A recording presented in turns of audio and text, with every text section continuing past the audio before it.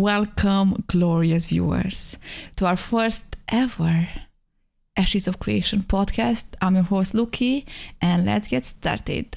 Next to us, we have Kevin Jordan, the one and only. You guys might know him. He is one of the original designers for World of Warcraft. He has nearly 20 years of experience in game design. Also, he's a full-time streamer here on Twitch. Hey, Kevin. Hello, how are you? Good. So nice to be here. So nervous to be here. In your own house. Why am I doing this? Regret. No regrets. Yeah. Press on. Do you want to say anything about yourself? Let's see. No. Yeah. I think it's really important that you give Luki your lunch money. Other than that, I agree. Yeah, I have very little to say. No, I will say that I was probably going to wait until Ashes of Creation was a little further along before jumping in. But Luki did me the very nice thing of getting me access to it by pressuring the company. I would never. And so I got in. With that. I got in early, and we've run around a few times and talked about it a fair bit, and we've had a lot of fun. She's trolled me endlessly. I've suffered at the hands of, the toxic community. But it's been a lot of fun, so I'm excited to talk about it. Yeah, really excited. Okay, that's the introduction. If you guys don't know me, it's me, Luki. Hey. Okay, to the next topic. Alpha 1 thoughts. Do you have any thoughts? Or do you want me to start, you to start? I have a million thoughts, but you go ahead. Okay, I don't know what to start with. Let's start with game design, graphics. I think that's one of the coolest thing about the game and how it looks. Mm-hmm. I think they're out of this world great. One of the best I've seen especially in a MMO, especially in a game that's not single player. Mm-hmm. Yeah. I think the visuals and the art is also very good. They're going for a realistic look, so it looks really crisp. It's not hyper deformed or cartoony like other games do. Final Fantasy 14 and WoW have their own styles. And so, that's interesting. But I think they've done a great job with that realistic look. I think the models look great. I think the world looks amazing. That's a great start. Visually captivating is really important. First thing you see. So they should really highlight that in their opening, hook when they start a new player. I don't know if what they have right now is what they intend to have, but they should definitely, there's a pretty classic thing in a lot of games, especially single player games, where within the first few minutes you're standing on a cliff and you're looking over this beautiful vista with the sun just right, just to showcase, some big moment artistically. Oh yeah, that's a good idea.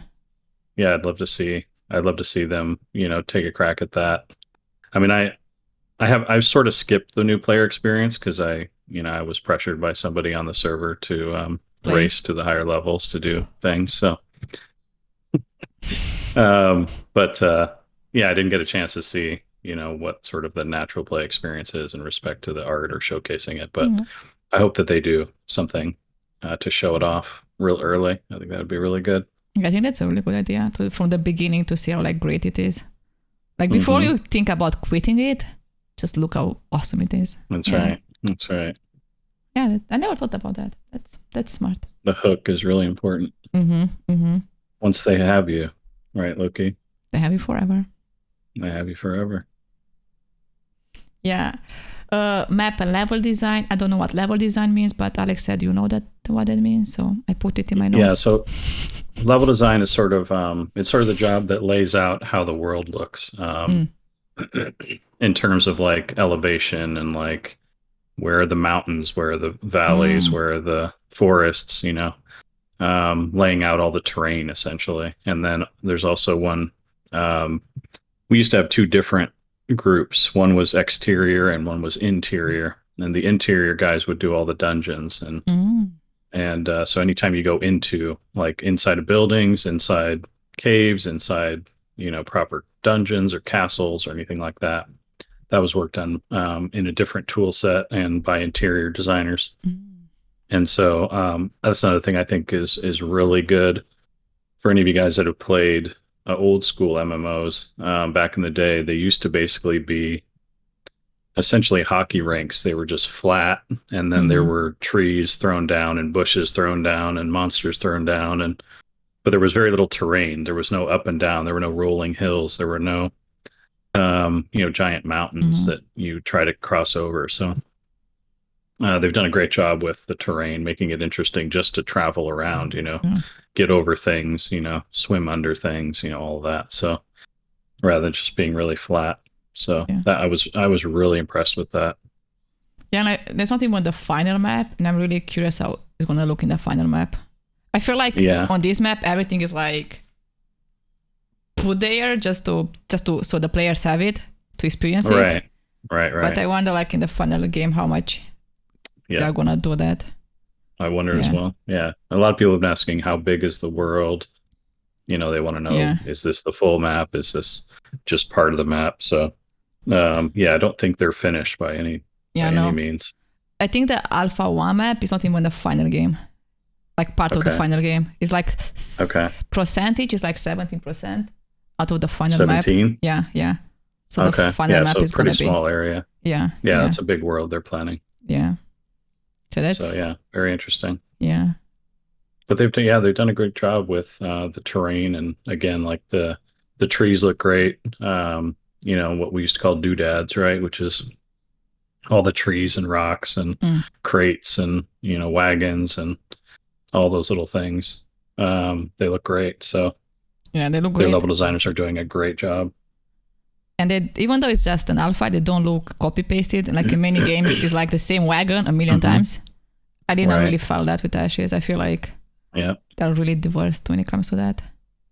So there's a craft there that shows, that they're thinking about. And like you were saying before, like other elements of the game don't feel that way quite yet. They feel like, they just plop things down so people could interact with them, right? So the rest of that stuff has to catch up. But I think they're off to a great start with the level design. Yeah. And the world design. Let's talk about a bit the quests, how we experienced them so far. I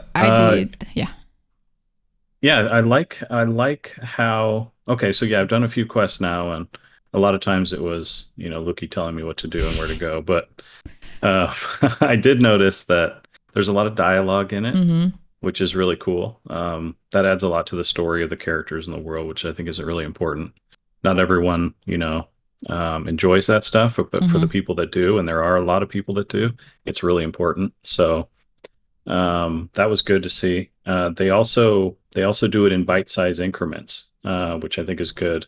So you can sort of read one line and then the next and then the next. They don't give you a giant wall of text to consume all at once and then send you on your way, which was sort of the WoW style. We'd only give you one panel, of info, but it tended to be a lot. So it was hard to digest for people. So even if you were kind of interested in the text, you get overwhelmed by this giant wall, and then you get into the habit of skipping to be on your way because you were excited to go, fight and kill and get your reward. So definitely I like that they did the piecemeal thing. And then I also like how you have a lot of inputs, like your character is, essentially role playing. How was this conversation going to go? And there were branching dialogues and things like that. So that was really interesting too. That's usually more of a single player thing. So it's something they have to watch out for.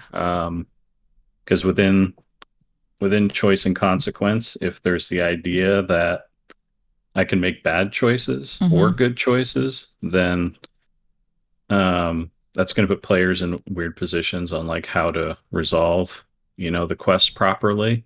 And they're going to maybe feel like they don't have the freedom to choose the option they want. They have to choose the option that they know gives them the good outcome, right? So that takes power away from players or agency away from players. So they do have to be careful with that to some extent. You can always, like in a lot of cases, like that one NPC you got to kill me by talking trash to her. I thought that was an amazing moment.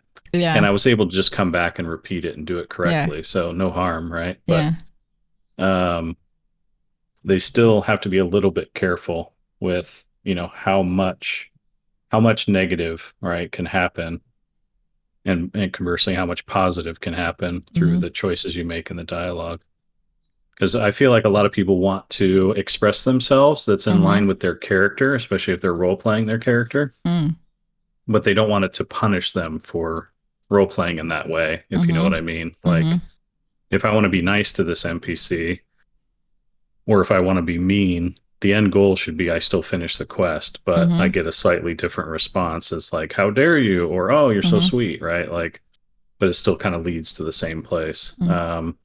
So that's something they have to work out. But in general, I like that you're participating in the dialogue, you're participating in the quest text, which is really cool. That's a thing that most MMOs don't do a lot of, and it's pretty interesting. For me, I actually enjoy that because, like you said, when you play an MMO, you just click, and this makes you like actually pay attention to your answers. It kind of makes it more, If not, they also drop hints about how to complete the quest, which I think is great because it encourages you to pay attention. Oh yeah. If you read, you will finish the quest faster if there's any doubt. Yeah. It also they have a system where it changes which way the quest goes, which I think is also really interesting. Like we had that one where it was like goblins or trolls. Yeah. And you're sort of defining who kidnapped the NPC, right? Yeah. I think that's really cool. I think the structure didn't work great in our multiplayer adventures because we had to be on the same page. So they have to work on the UI and how that plays out in groups. But I do like that feel that you can sort of, again, participate in the quest experience to a higher level than just accept and go do and come back and turn in. So there's a lot of promise there. It's very ambitious, but there's a lot of promise, a lot to be excited about. Yeah, and they have a lot of bugs right now with all these things, but hopefully, I mean, it's just Alpha 1. I think they just mostly put them so we have something to do, and they give us a test. But yeah, and to find the bugs. Yeah, right? Yeah. You can't find them if you don't put it up, right? So. Yeah. Well, I want to say something else about quests. Oh, another quest we didn't really got to experience or like quests. We only did like the main one, but you find a lot of quests randomly on the map, and I feel like that's so like immersive. Yep. Yes, and it rewards explorers. There's a whole player type that just love to run around and find every nook and cranny of the world, right? Yeah. And that's a reward for you went out of the way and you found this weird cave off to the side that's off the beaten path, and there's a quest guy here. There's your reward, right? And then you get to go tell everyone, I found this thing, right? And everyone's like, dude, you're the man, like, you're so great, right? So, because they didn't care about exploring, but they definitely care about the quest and potentially rewards. So you get to be the hero as an explorer by going and finding all the fun things. So that's a great element to have in a game like this. You allow players you encourage players to be hungry for exploring and reward them appropriately. So. Yeah, I love that. And there are like a lot of quests like that. I feel like it gives you so much more content just by doing that. Yeah. Yeah, the risk there is people won't find it, right? Yeah. 80% of your players won't know there's a quest there. So they stand in town and they're complaining, there's no quest in this game. And it's like, get off your ass, dude, go look. Right? But a lot of players just aren't built that way. So you have to find the right mix for like how much is available for players to make them feel like, there's a lot for them to do, even if they're a little bit lazy. Yeah. And then also reward the people that do get off their asses and go out and look, and explore and find cool stuff. So. Yeah, I got like lazy a few days ago and I was like, I have nothing to do. I did everything. And like the next day I discovered I didn't saw like 3 or 4 dungeons. I didn't find this extra 2 quests. And I was like, look, you had stuff to do. Just start looking. Just sit in the village and complain. So yeah, I was definitely one of those guys for a bit. Yeah, so you have to manage that when you're creating content. And usually content is what you're really behind on. Like players consume content way faster than most people can make it. So when you think about like internally, when you think about, I can make a quest that everybody sees, everybody plays, and then that's something that hits everyone. Or I can make a quest that's off to the side and 10% of people hit it. The people that are like worried about time and how fast you're making content, they're always going to suggest that you put everything in town so that everybody gets it, right? Because you're hitting the most people with your hard work, right? And so it gets harder and harder as you get further and further behind in content to make those quests that are off the beaten path, right? That you're not sure people are going to find. So it's just harder to justify, but it's really important.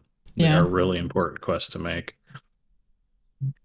Yeah, one of my favorite things was like I found this quest, and so like in the main story you have this like NPC pirate. You don't really know about her much, but then you find this random quest where you go like with pirates and find gold, something like that, and then you find that her dad died, and then you find like so much more about this NPC from the main story that you had no idea, and it felt like so immersive. Oh, nice. Like yeah. It gave like the NPC a whole like life now, not just that random NPC you click on. Now it has a story. And then that becomes, and then it leaves you hanging. You're like, okay, what else? What else about this person? And then later they add a little bit more, another quest that expands on it. So yeah, really good. Those little threads that players pull, and then by the time that they're ending it, they're sort of hooked and they're really invested. And some stories you won't care about, and some stories you'll care about more than anything, right? So but yeah, all over the world there should be these things going on, and you should want to find out what happens next with them, and start to care about their lives and how they relate to the world, and that's all good stuff. That was great, and hopefully they keep this in the final game and like do it better, Right. Another thing, classes. I think you only experience cleric now. Yeah, I've only played the cleric to level 7, I think. Yeah. So what do you think about classes so far, and perhaps classes in the future? They're early. Early days for sure. And again, I didn't play through all of them, and even in the level I did, I noticed I could, change my skills up at any time, but I didn't do much of that. I just sort of tried a little bit of all the active skills. And I thought the spell effects were pretty good. The way the characters animated when they did them were pretty good. So again, the art was commendable. The balance of everything, of course, is still in flux. So they still have a lot to figure out with the combat model. So not much to say there. I think it's too early to really comment. Yeah, definitely feels early. But and they also just don't have a lot of their classes yet. From what I understand, they have a sort of combination class system planned where you level one class, and you get to another level and you pick a second, and then you merge them together to make your final class, your final form. So I haven't seen much of any of that. Again, it's very ambitious. It's exciting for people that want to tinker with lots of different possibilities. But it's also a big job for the developers to make sure that all of those combinations are not only fun, but unique, reasonably on the same power level, and also unique, and they stand out. And they also, like, a big thing for me when in class design is sort of fulfilling the fantasy that you come in with, right? I call it the class fantasy, where it's like, okay, I saw this movie last night and there was this guy and he was a samurai and he was totally badass, and it's like, I want to go be that guy in a video game, right? And so you come into the game and you see what options you have, and the whole time you're trying to create this very specific fantasy, right, of what your character is. And so you see a guy with a samurai sword, and you see he's wearing the samurai armor, and you're like, oh, perfect, that's him. And then if you go and play him and he turns out to be throwing fireballs and doing all this non-samurai stuff, right? You're like, oh, that's weird. Right? Like, that's weird. I didn't fulfill my fantasy, right? So that's another big thing is one, identifying what people are going to want to make, right? Which is like all the classics. You're going to want to make warriors, you're going to want to make mages, you're going to want to make clerics, and things like that. But then also make them play out in ways that people expect them to play out. So it's a very tough job, and then allowing for some creativity within that, so that players can sort of make their own thing out of it as well, like go a slightly different way than the guy next to them, So there's a lot of things to do, a lot of masters to serve when you're working on classes, but and it's hard to say how they're doing yet, because it's very early days. So it definitely feels early there. We'll see. Oh, and I just remember something now about design, like the skin designs. They're like, you didn't really got to like see them that much, but you can like craft them, get them from boss fights, and they already look great. Okay. And one of the things like I've saw is they look really kind of not that different, but pretty different races and like genders. Okay. And I found that really captivating, but at the same time, I think it's a lot of like work for them. Right. To do the same. So, yeah, you're talking about like armor looks and equipment looks. Yeah. And then, and then they change based on what race and gender. Yeah, that's interesting. Yeah, they do a lot of that. That's pretty common in the MMO genre. Yeah. But I have seen, a lot of things that look pretty cool. That one guy with the skeletal rib cage and the cool like so helmet epic. That I've seen on your stream a few times. Amazing, right? So yeah, really, really cool. And some of the early stuff looked pretty good as well. And there's a whole progression there too, like an artistic progression.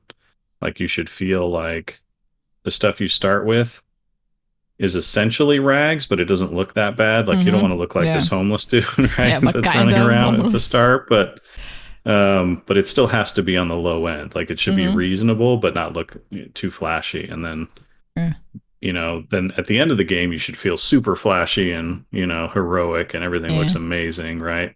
And then you have to sort of fill in, the blanks all the way between those 2 points in what feels like a natural progression. Because if you go from like essentially rags to superhero armor and then back down to just sort of normal looking stuff, right? Your progression feels off, right? So, and it looks like they're showcasing, different levels of, the armor sets, but, it'll be interesting to see how they go. Cause again, they have some great artists on the team. So that's something to be excited about. Yeah, for sure. Like the art side is like really great. Like server performance, how they felt like backhand. For me that I played from like more than a month, I could definitely see like differences.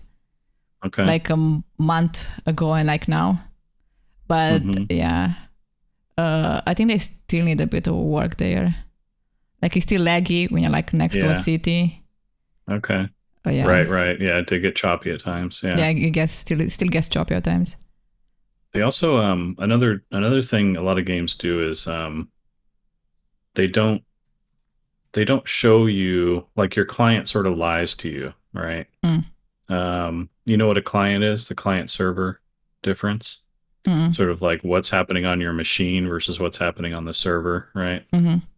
And so what's happening on your machine is called the client. At least that's what we used to call it back in the day. And when the server's misbehaving and you're not getting all the updates for whatever reason, the client sort of lies to you, and it keeps behaving smoothly in the hopes that it's going to clear up any second, right? Yeah. But it is essentially lying to you, right? Because it's estimating what it thinks is going to be happening to try to convince you that, oh no, everything's fine, right? Yeah. And it feels good, and then if it's just a hiccup, you won't even notice because you'll go right back to everything's normal. Versus a client that like accurately tells you every time a packet drops that a packet dropped, right? That you lost a connection for half a second or whatever. And that's going to feel super choppy, right? So they could also do work on the client to say, just lie to me a few more times, right? Yeah, make it feel smooth, even though when it's not, because we'll give you the benefit of the doubt, right? Yeah, that's really interesting. And I saw this like in places like I was the healer, right? And the client was waiting for the server to verify that you had taken damage before telling me you had taken damage. And so sometimes we were in voice chat, sometimes you were dead 2 seconds before my client reported it. Like I could see on my screen that you were dead. And as a healer, you take it personally every time someone you're supposed to be healing, it dies, right? Yeah. You feel bad. And so it didn't give me enough time to respond, right? Yeah. To the fact that you were in trouble, right? So the client could do more there to say, we're not sure exactly if she's dead, but we think she might be dead. Yeah. Oh yeah. And then of course the risk there is like, you're not actually dead, or there's a lot there's pros and cons to that sort of style, but I did feel like it was pretty behind in healing when I was trying to keep you, like I didn't have accurate, up-to-date info, well enough to respond. So that's something else they can work on. It's just that relationship between what's going on the server and then what's going on the client to make it feel smoother and up to date, so because it's a huge part of like responsiveness. How do I respond to the game? And if it's 2 seconds behind, I'm always going to be 2 seconds behind, right? And that's going to feel really bad. So something else they can work on. Yeah, that's really interesting. I never thought about that. Oh, and like in sieges, when we had like a lot of people in the siege, it felt really smooth. They added there was a bug at the end, but I think they're gonna fix that, where you had like bodies on the ground and it made a bit laggy because it's just a bug. But besides that, it felt really smooth having a lot of people in a fight. Okay, how many people did you have? How many? I think at the beginning I had like 20 against 20 or something like that. 20v20, okay. Yeah, did they have more than that? Because I think they're... At the beginning, when it started, you did like 40, 50. Or 40, 50, yeah. Okay. The first few days. So I think they're aiming for much bigger, right? Yeah, like 250. They're aiming for 100 or 250. Okay, so... the problems you experience at 250 versus 250 are very different than the 40v40. It's a great sign that it's smooth at 40v40. But yeah, that's something that'll be interesting to see how it handles. Because WoW used to have some pretty big fights, and it handled them okay, not spectacularly, but it handled them okay. And I feel like in some ways the game has gotten worse over time in how it handles it. Whereas with technology, you would expect everything to get better. Yeah. Do you think it's because of content or? Well, there's just the way the engine works and the way they code the engine. There were some pretty big important engine changes over time, but yeah, to be perfectly honest, I'm speculating because I am not a programmer and I have no idea what it takes to actually make this stuff run. So, I don't want to talk too much about it just because, I don't know what I'm talking about when it comes to like server architecture or stuff like that. I'm more like a player in that respect and just just make it work. Just wave your magic wand and make it work. Yeah. What's the big deal? Right. So I hope it gets its mod. I really hope it's mod. So again, I put it in that like really ambitious. I love that they're ambitious with their project, that they want to do big fights. But yeah, they've got some big issues to tackle that a lot of games have struggled with, which is, having 500 people on a screen, in a small area. That's not something that's easy to do. So, and also like keeping up with like random bugs. Right. Yeah. Right. Like the one we got. Yeah. Making sure like a random bug doesn't break that experience. And that's a whole other thing. It's just everything scales up so huge because it's, like maybe I can handle 250 people on my screen. Maybe I can handle them running around, but once they all start casting these giant spells that are, exploding with giant fireballs everywhere and the whole ground is littered with spell effects and like how long before my video card starts melting, And so everything just gets harder and harder and harder with each person you add. It's not a simple additive thing. So it's a big job. We'll see how they handle it. Yeah, I think that was most of the alpha one, making sure these things work. So hopefully they make it work.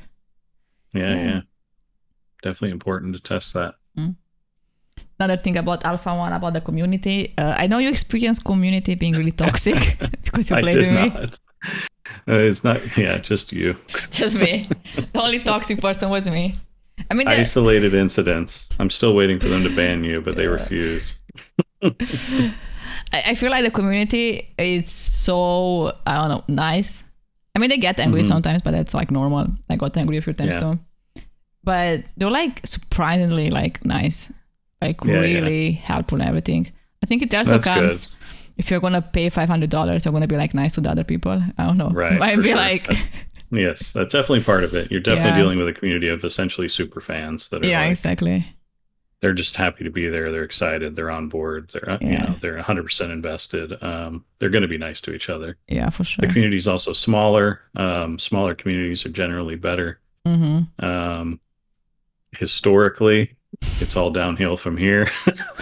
Hopefully they can keep as you it up. add more and more people, like there's going to be more.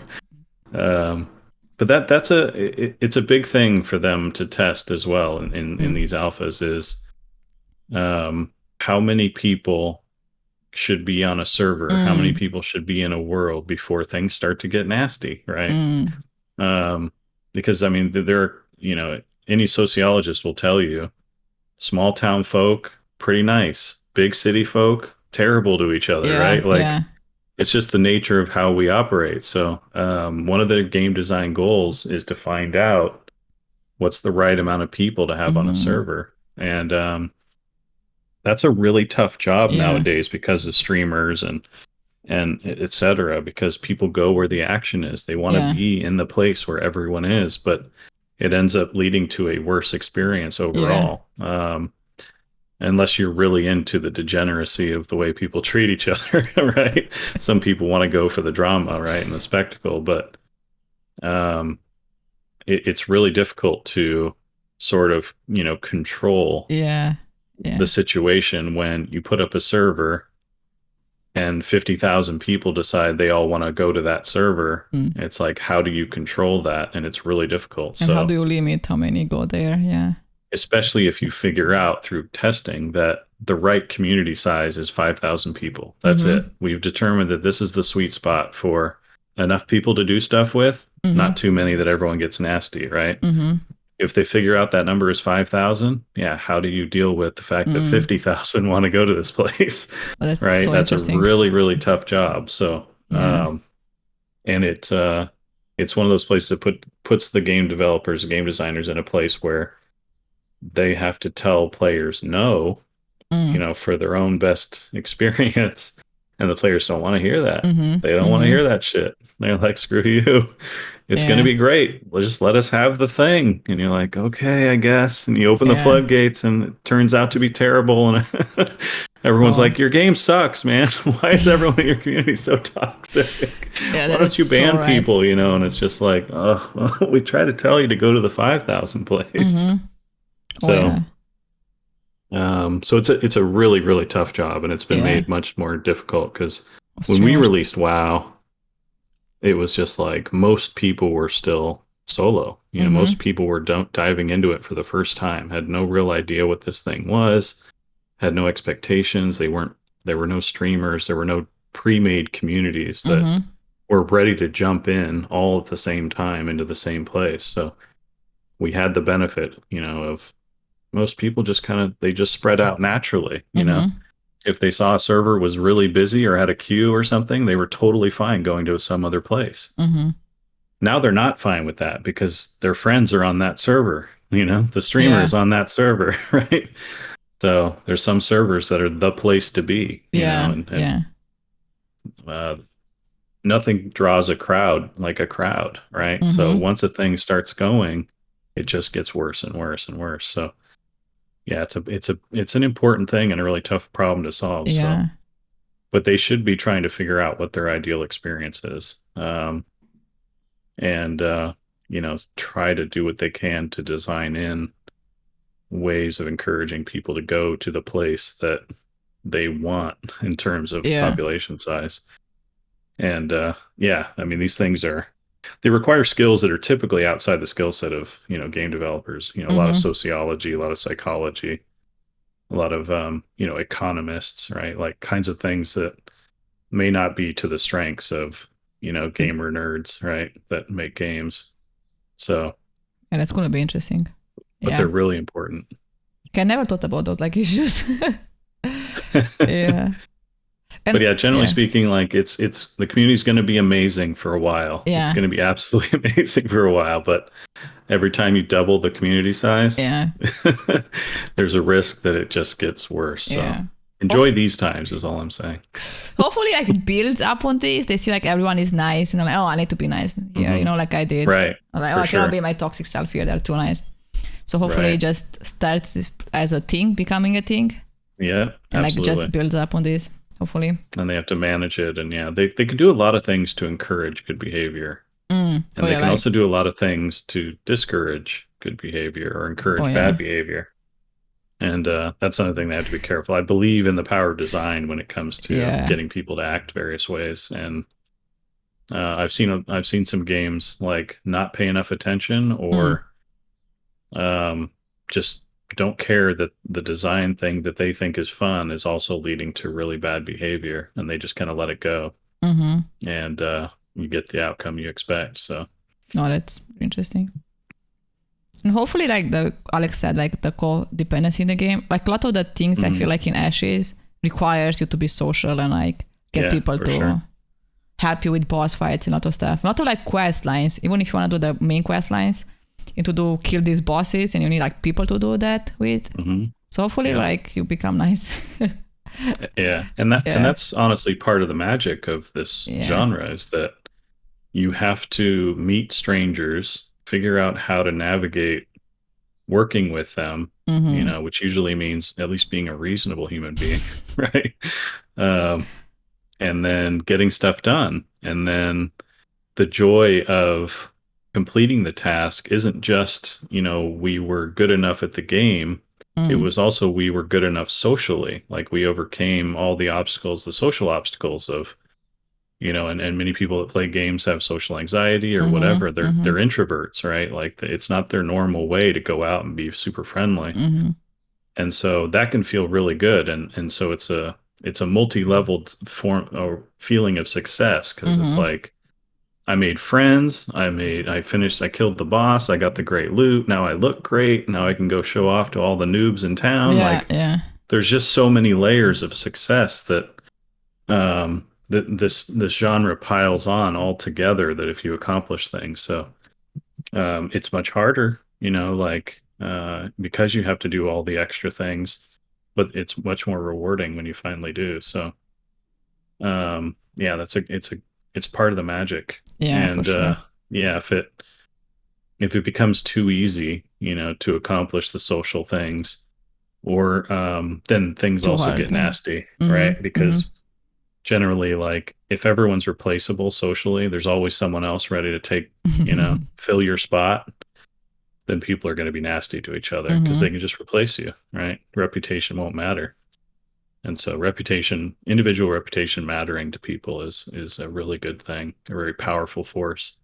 And one of the reasons why small town people are nice to each other and big city people are terrible, because no one knows. You're going to see that guy tomorrow, like in a big city, you're never going to see that person again. Who cares if you're an asshole, right? Like small town, it's like, oh, your reputation is going to get around. Everyone's going to know you're an asshole real quick. And then you're going to feel isolated and alone. And so you put a lot more effort into it. It's just natural stuff. So same stuff applies to video games, right? Damn. Yeah, like I had like some like really like cool experiences with the community. I don't know. I never really played an MMO.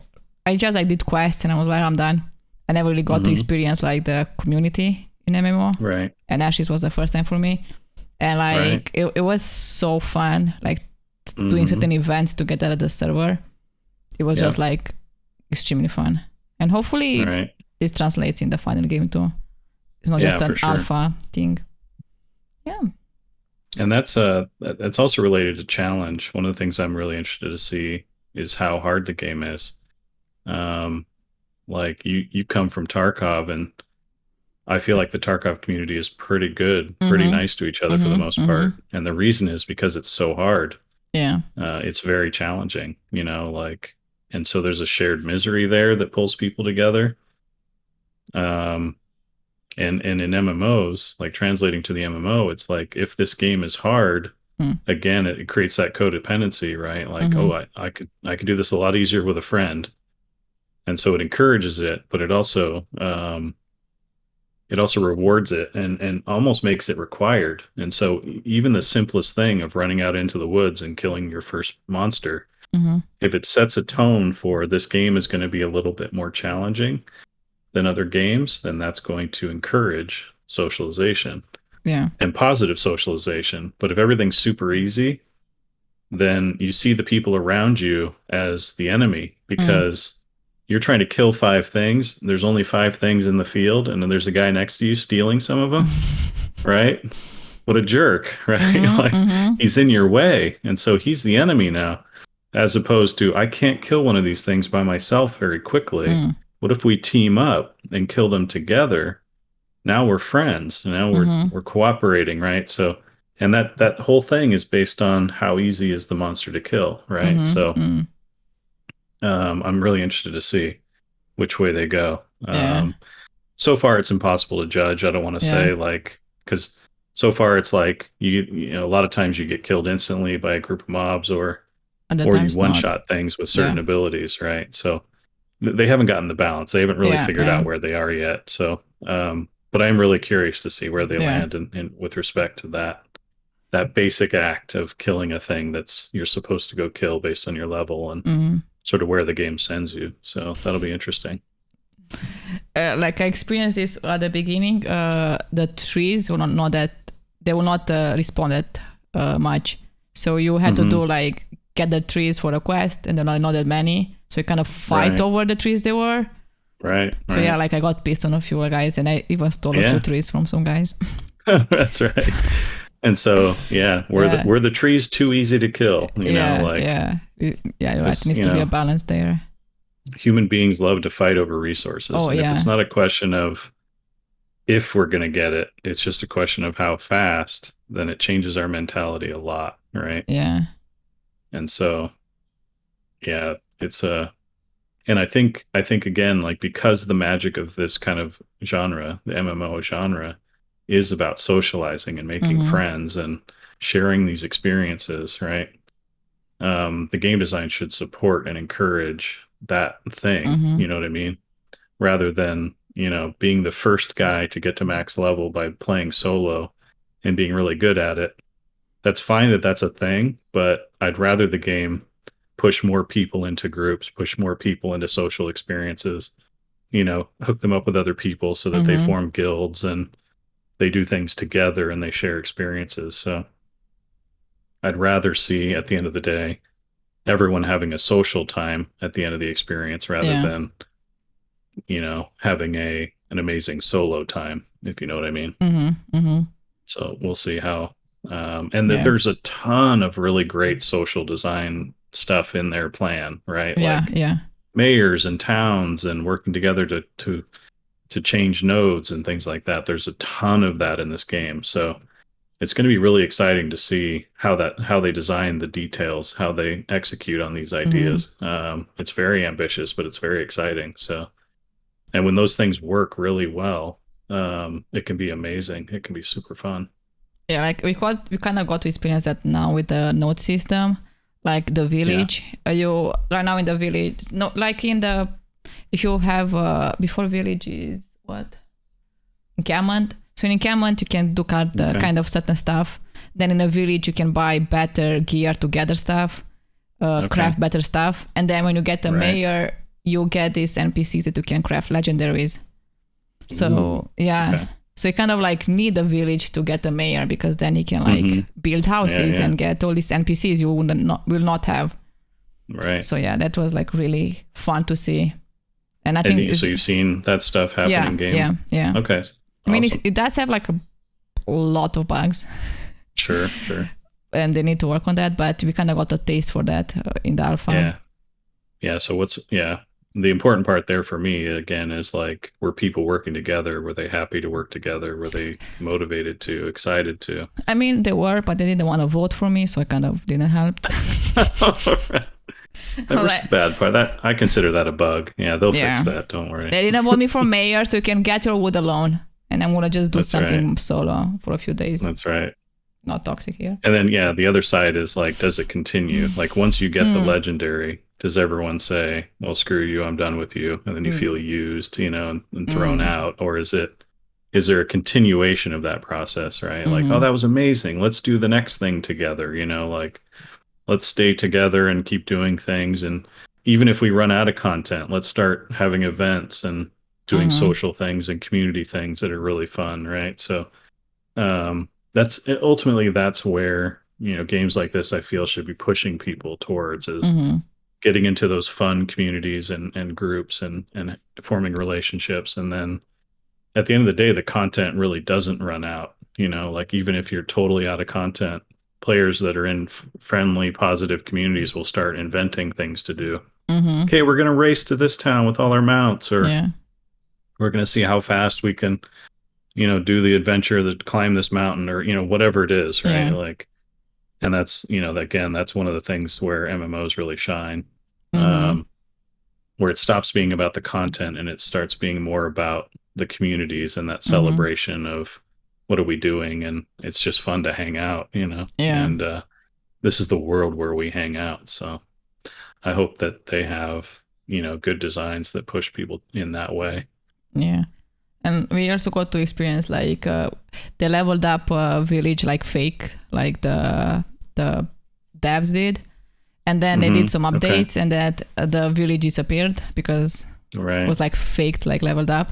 And then they were just testing it. Yeah, like the first day we didn't do nothing about it. The second day we all missed the village, so we tried to like level up the village on our own. It was like a really cool like way to bring the server together to do stuff. Yeah. Because you had to level up the village, because you get more content if the village levels up. Right. So you kind so of. there's a motivation there. Yeah, for sure, it's motivation to make the node level up. It. Yeah, that was really cool and really, really fun. Yeah. And I hope that's a thing that it keeps going, throughout. And again, one of those things they have to test for, if there's like, if the sweet spot is 5,000 people, but there's 50,000 on the server. And so like, generally speaking, most of the nodes are just kind of instantly capped, or I know there's a competition where one node, grows, another one weakens, but if you can sort of do everything that you want to do really quickly, just because there's so many people on the server, then the values of those accomplishments go down, right? Because it's just like, okay, everybody go over there and do this thing. And it's like, before you know it, it's just done. Like before you even get over there, 10,000 people have beaten you there and done all the things. And you're just like, we did it. Right? It's like, I think they kind of doesn't feel good. They're gonna do, for example, now in the alpha it's a bit different, but if you want to get a mayor, you need to vote for him for like 2 days. So even that there are like 50,000 people, it will still take 2 days. Right, there's still time delays. To get a mayor, and then to build houses, they actually get built. So you see like the wood, and then you see it becoming like a real house. So Sweet. You will still have like time delay when there are like too many people there. Okay. Just by the game being the game. Okay. Yeah, so they will still take you like a few weeks. We had this big event like that. It was called Encourage. It was a war effort, and everyone contributed, right? And it required resources from all levels. So even like a low level guy could turn in little scraps of cloth, to help with the war effort. And the whole server sort of goes to work completing this giant task so that these gates would open, right? And some servers were first because they were really organized or maybe had high populations. And then, some servers never opened the gates. They just couldn't. They couldn't get enough people to do the thing. And so months went by and they were just like, we don't get the content, right? Yeah. And that was purely based on population size again, right? So it's good that they're looking, and I'm sure they're aware of this event, but it's good that they're looking at how it's worked in the past and trying to figure out ways to avoid those problems of some servers just felt like they got more tricks and treats and content because they had just way more people. Yeah, we'll find to see how they do it, or like if a server starts being like really low in population, what they do about it and stuff like that. Yeah.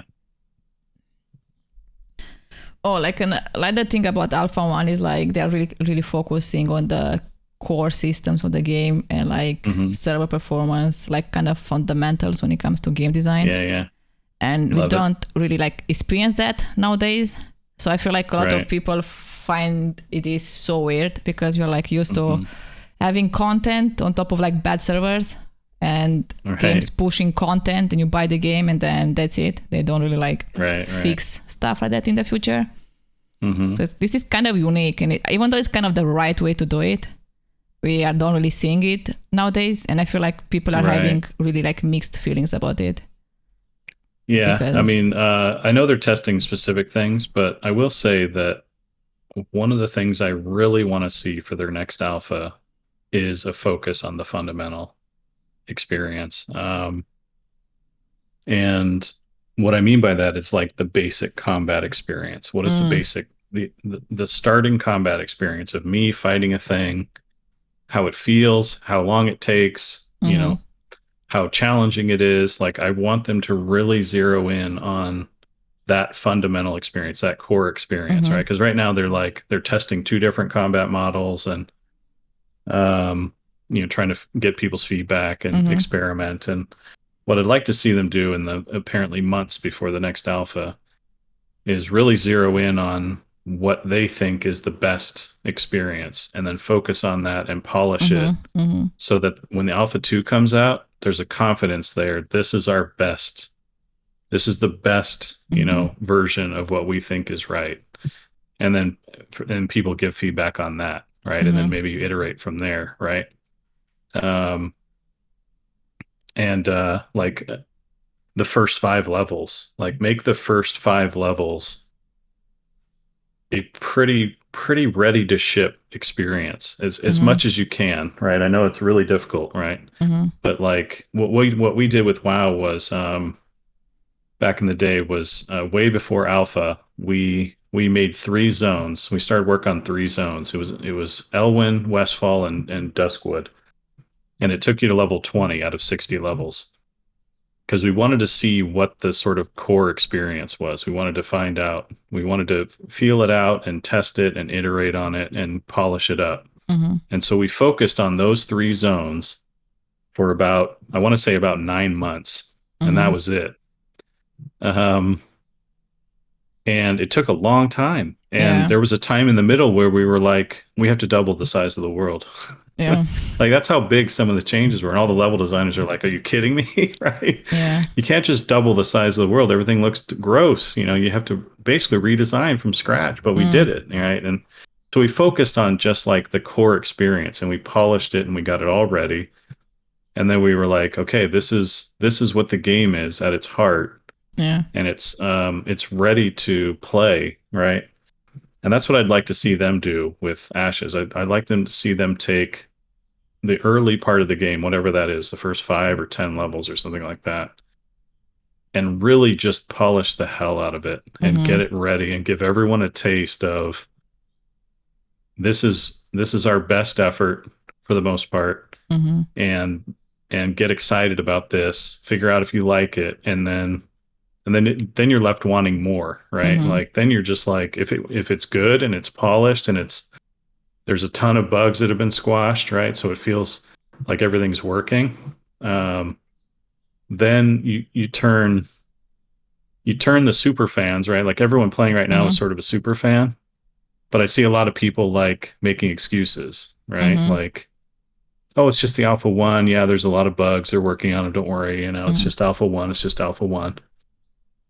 I'd rather turn those people into evangelists, right? Where they're going out and telling everyone, I played through the first 10 levels of this game and it is so amazing, right?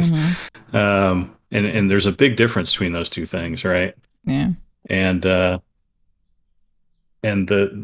you're in a perfect position now because you do have this great base of basically super fans. Like, the people that are in the game right now are heavily invested. They want this thing to be the greatest. They're very patient, you know, they're going to be, you know, your biggest cheerleaders, right? So give them ammunition to go out to the rest of the world and say, no, really, this game is everything I thought it was going to be. Because look at this small section. Even though it's a small section, look how amazing this part feels, right? And then it can fall away after that as they continue to work. Like, I don't expect everything to work all the way. You know, it's not a ready to ship game, but at least this one little part is just perfect. It's just beautiful, right?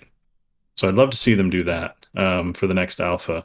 What I don't want to see is like they're still figuring stuff out. Like, there's still 2 combat models, and we're hoping you guys tell us which one you like better. You know, like, and they're still like you know, again, I want to see like a really nicely polished opening experience that everyone can be super excited about and then hungry for more, right?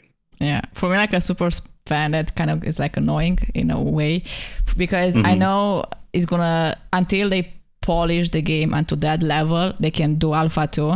I feel it's gonna take quite a while, and I'm like, I want the game to be done, but in the same time, I'm like, I know it's gonna take them like a lot of time until they do at least the base of all the classes, all this like node system and everything. I know that's gonna take them quite a while to polish that, and I'm like, but at the same time, it needs to be done. Yeah, it forces you to be patient, but it's so worth it, right?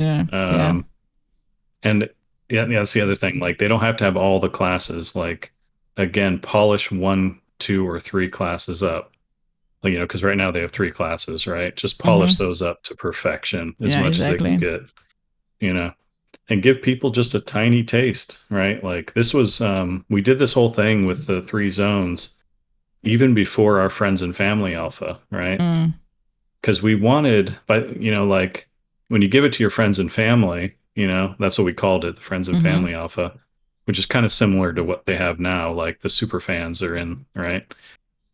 You don't want them to come back to you and be like forced nice, you know, like you can sort of tell when your family's just kind of like, yeah, no, it's great, you know, like, right? Like, you don't want that. You want the experience of like, oh my God, I'm so excited. This looks amazing, and this is so fun. Make sure you give me a code and want to be in this. I've been telling all my friends, and right. So give them something to like shout, you know, from the mountaintops about, rather than leaning on their niceness, right? Their support, right? Like, which, I think, and hopefully Alpha 2 is at that. Yeah. And so that's what I hope they take their time. I don't want them to rush it out just to soothe my impatience. I want them to put it out and be super excited and be like, we can't wait. We're so proud of this. We can't wait for you guys to get your hands on it. And we hope you feel the same. Right. Yeah. Because if, you know, there is an exhaustion point even for super fans, you know, where it's just like, ugh.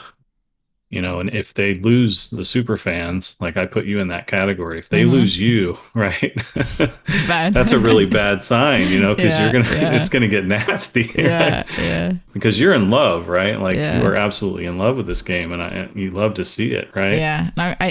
So they should be giving you something to shout about. They should be giving you something to celebrate and to showcase as, look at this, right? Rather than, you know, constantly brushing over, you know, the bugs and all that, right? So, I hope their next alpha is a very, very strong, very well polished, very exciting thing that and it starts internal, by the way, because hopefully you have gamers on your team and they're excited to play it.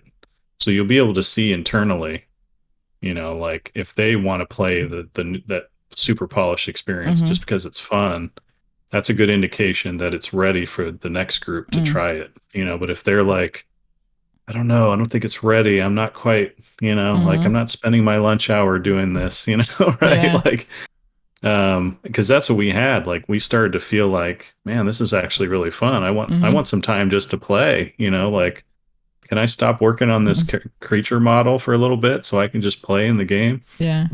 And that's a great sign. So hopefully they can get the game, their Alpha 2, to a point where they're starting to see internally, you know, the devs are like itching to play, and then, you know, then they can push it out and get other people to try it. And then that builds that excitement, and you get more and more people, and then it starts to feel amazing. So, but they've got some work to do. Yeah.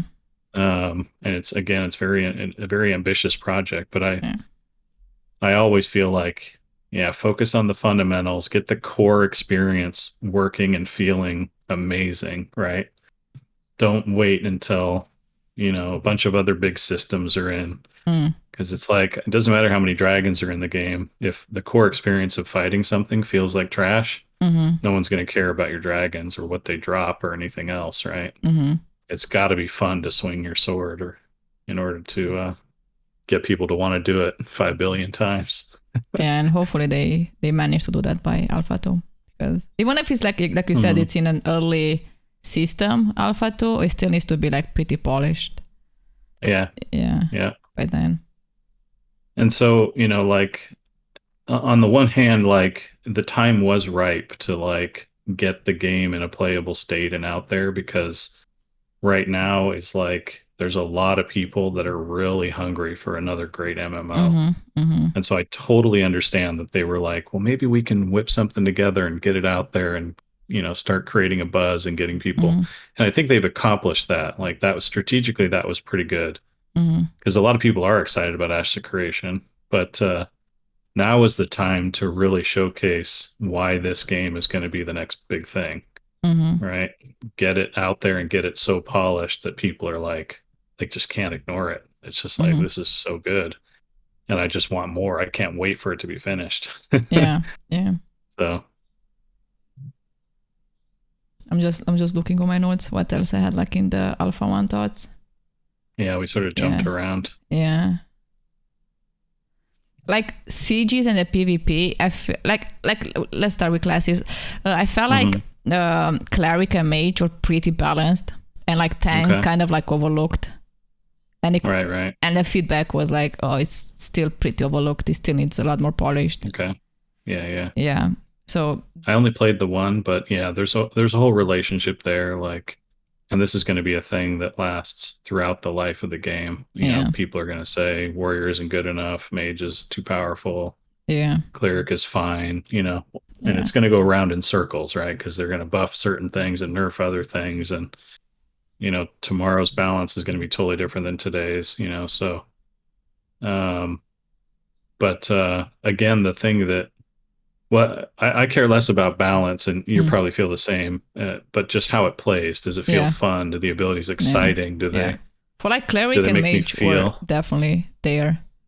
Yeah. Okay. And even you didn't experience the PvP part yet, but the PvP is great. The cleric and mage PvP is great. Tank still needs work. Okay. Yeah. And the other thing to remember that a lot of players miss is that not every class should be designed for you. The playstyles hopefully are so different and so unique that some players just really like some classes and can't stand other classes, right? As long as they love some of them, it's okay that they hate others, right? So if all is said and done, like you still think warrior's terrible, but there's a bunch of people that love warrior, then that's in a good place, right? Like I think it's actually a bad situation if you love every class equally, right? That to me, that says that they're too similar, right? That they're all kind of doing the same thing, which happens to be something that you really like in terms of play style.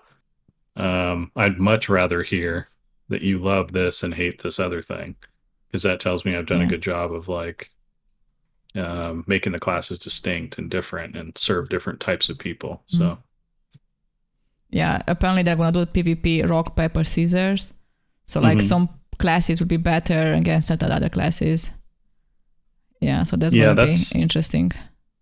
Yeah, it's really frustrating for duels. You know who's going to win before you set out. Obviously, it's not that simple. Like rock, paper, scissors there's no wiggle room. You can't be such a good scissor that you beat rock, right? It just doesn't happen, right? But obviously in video games, like that can be a thing, right?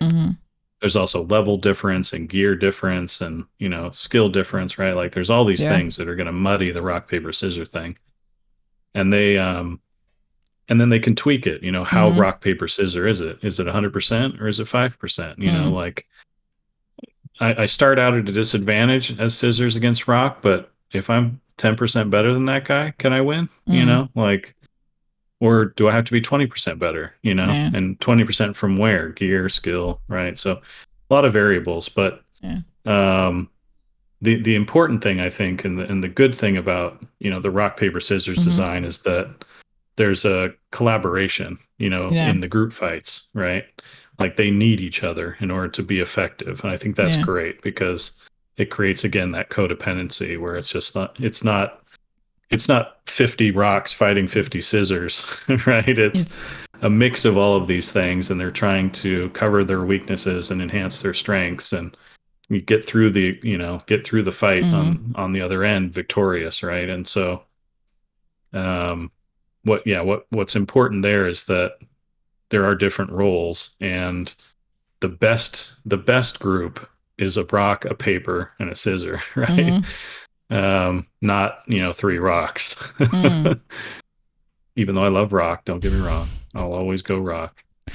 Good old rock. But so yeah, I mean the rock, paper, scissors thing for players can be pretty misleading when it comes Yeah. to what they're actually trying to pull off. But what I hope is that, yeah, the different character classes are distinct. Yeah. They all have a purpose. They all have a role. They all complement other things really well. They're good in their own right.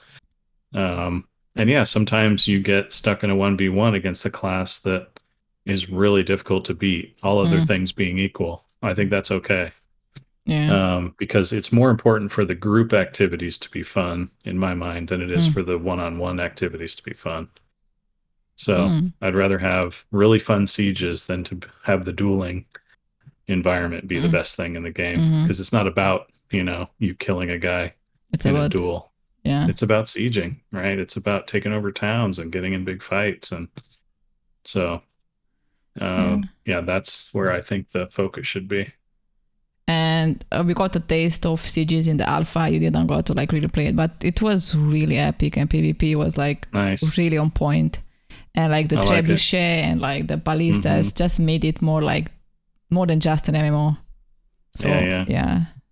So that was really fun. Yeah, they had a lot Yeah. of siege equipment, and they had castle sieges in Dark Age Camelot years ago. Mm. God, it seems like so long ago now. It's almost 20 years. We're talking 20 Okay, I think years. you're getting old here. Don't. Holy cow. But yeah, they didn't have the visual effects Mm. to go with it. So it was hard to tell like what was happening with a lot of the siege equipment. Like you used it and then people died, but Mm. they didn't have the visuals. They didn't have the whole piece as polished as what I've seen like on your streams with the siege stuff. So you can see the ballista bolt going, and when it lands, it explodes, and people get set on fire, or whatever. Like it didn't have all the bells and whistles to go with it. It was very mechanical. So Yeah. it's pretty exciting to see, a more modern take on siege warfare that looks and feels really good. Yeah. So yeah, I'm excited. And it does look and feel really good so far. Anything else to Alpha 1 thoughts, babe? No? Okay. You didn't only got to do boss fights, just a bit. Some of them still have bugs, but they are really like unique, and I think I liked. Even though you have like 3 different dragons, they don't have like the same attacks. Right. Like this dragon does this thing, you need to jump over. The other dragon you need to like roll. So like you cannot just have the same playstyle to every dragon. So I think that was really cool and interesting. Very cool. Yeah. Wait, did they all have wings? Yeah, they did have wings. Did they all have a tail? Yeah, and a face. Did they all have a breath weapon? Mm-hmm. Okay, geez. What? I don't know. Oh my God, ridiculous. But it was like the fights look great. The dragons look amazing. Yeah, that was really on point. And the spell effects, again, of what I saw, like mostly watching your stream, looked really great. And I do like that. I think obviously there's a lot of people that are excited about sort of end game content, which is how fun are the fights at the end of the game that are really challenging and require a lot of people. So that's of huge importance to a lot of people. And it seems like they're on the right track. From a dev standpoint and also from a player standpoint, I'm more worried about the opening experience, the hook. I want to feel amazing right from the get-go. I want those simple experiences to be really, really interesting and fun. There's this whole thing going around the MMO community right now that a lot of people say, whenever you're starting a new MMO and they've been playing it for a while and you're struggling, a lot of people say, oh, don't worry, 100 hours later, it gets great. Yeah. And then it's just like, that's the worst. Yeah, right? Exactly. So I care a lot about the hook, right? I care a lot about make this a fun experience well before I get to the dragon, Yeah, exactly. encourage me to dream about getting to the dragon, right? That should be the inspiration. Oh, I Yeah. can't wait, But don't make it feel like the rest of the game is a lesser experience. It's just a chore I have to get through in order to get to the dragon, right? So make sure that whole experience is amazing as well. So otherwise you're going to lose me before I get to the dragon, and I'm going to go play a game that's fun all the way. And I think that's why I really liked Ashes. It catches you there. I felt like at the beginning, even when I was a level like 2, 3, I still got to go and see like really cool dungeons and do stuff there. Right. I really got to still kill a lot of really cool mobs. And I love that they had like, you have like boss fights, but they have like suns. So you have like mini dragons around the world. Right. So even if the brood, the hatchlings. Yeah. So even though you're not like, you cannot get 200 people to do a boss, I can still do them with 5 of my friends, and we are like level 10. 5 or 10 people. Yeah. So that was great. That was great. So I didn't have to wait until, I don't know, like I get to level 15 to actually have fun. Mm-hmm. I love that. Mm-hmm. Yep. So it's a really important thing. I think a lot of games miss. Yeah. And they focus on the starting experience at the launch of the game, and then they sort of neglect it after that. Right? They start thinking that everyone's at max level, and so they only start making the game fun for that group. And that's really damaging long term, because you have to bring in new players, because there's always people leaving the game for a million reasons, right? And so you have to backfill, and you have to make that experience continuously fun forever. And you have to reinvest in that experience. And the mistake a lot of games make is, well, we'll just give you XP, bonuses, right? Or we'll let you take out your wallet and just, pay for a level 60 character or whatever it is, right? Rather than like just keep making sure that the game is fun from the beginning all the way through till the end, right? So it should be focused on it, at all times, in my impression. So hopefully they will.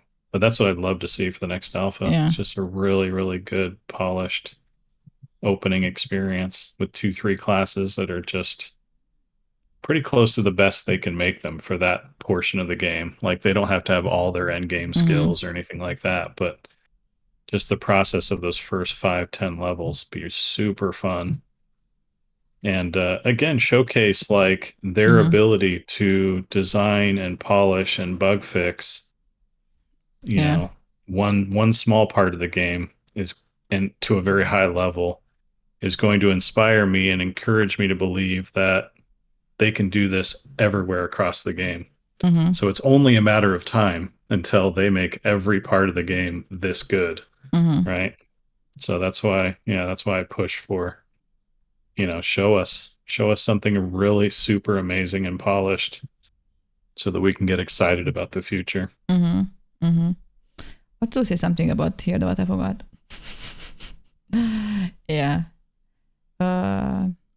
I think that's about it about Alpha 1 thoughts, and we can go to the next one, what we like about the game, and we are going to have the next topic, what we don't like about the game.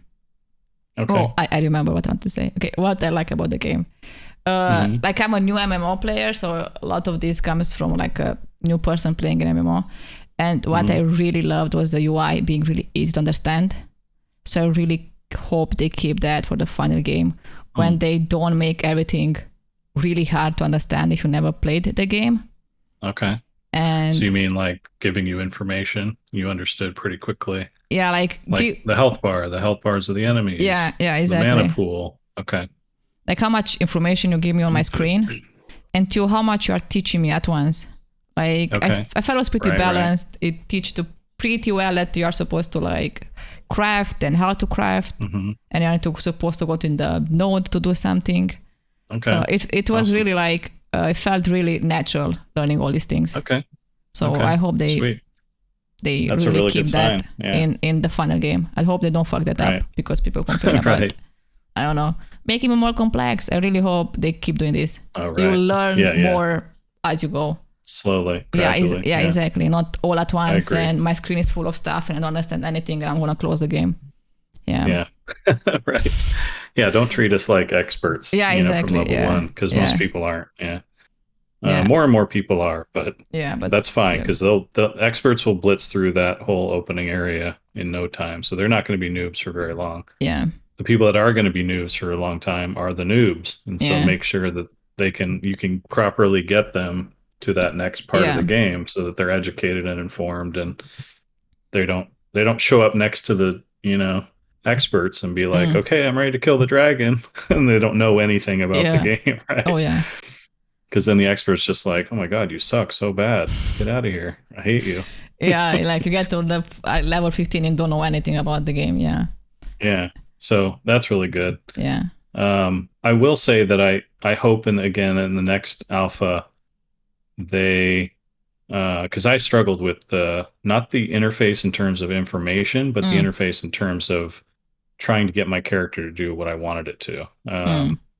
I was having trouble getting off my mount. Oh yeah. A number of the keys were like in spots that were predefined that I couldn't change. So customizable UI is actually something they should try to prioritize, because everybody plays these games so differently. Yeah. And we have the way they use their keyboard is very different in a lot of cases. People have a million different types of mouse, with all kinds of buttons or very few buttons or a ton of buttons, so customizable UI really helps players play the game the way that they're used to playing games. And when you lock them in, right, it makes the whole thing feel worse, less responsive. Yeah. Yeah. It just makes it feel bad because you're not playing the way you would if you could customize things, right? Yeah. So, and what you want at the end of the day is people to feel it to be comfortable, right? Pushing buttons, making their characters do the thing, because that leads right to that kind of responsiveness thing. Yeah, like and I so struggle with that too. Yeah, I had a couple issues, obviously, with where some of the buttons were. And then also like some of the basic actions, like I had a lot of trouble with tab targeting in some cases, and figuring out like how to select different ways, like you or me in complex fights. Like if you're standing behind the dragon, how do I easily select you so that I can heal you when I can't click through the dragon to get you. Yeah, and there's a way to do it. You click on the UI, right? I figured that out. But I'd love for there to be a hotkey, like you're the first person in the party. So just let me hit a hotkey that says target first person in the party, right? Because that's the way I'd rather play, rather than I don't want to click you. Sometimes I want to click you, but a lot of times, I just want to press a button, and I don't want to click a UI element. That's too slow for me, right? So, so putting that. And it's so easy for me to say, yeah, you should prioritize everything. Right? Yeah. You should just make everything better right now. Right? Obviously, they have to make a really informed decision on what they're going to prioritize. But getting the game to feel really good and responsive and, natural is a huge thing. And so, and to get there have to be, like, when you push the button, it has to work, right? That's a big thing, of course. But also figuring out ways of letting players dictate which buttons do what things is really important. So, yeah, I struggle with that too. Like pressing Q sometimes is so like just weird. Yeah, Q is just weird, right? Yeah, so it's such a weird button to press. Yeah, like, that was a bit weird. Like another thing, like with the mounting part at the beginning of the alpha was really weird. You just like the mount will just go places. And it was really weird. And now it just disappears. So it was cool. Like they got on the feedback and they could like do even like some fixes, even though it's like not the final fixes, at least some fixes. Right.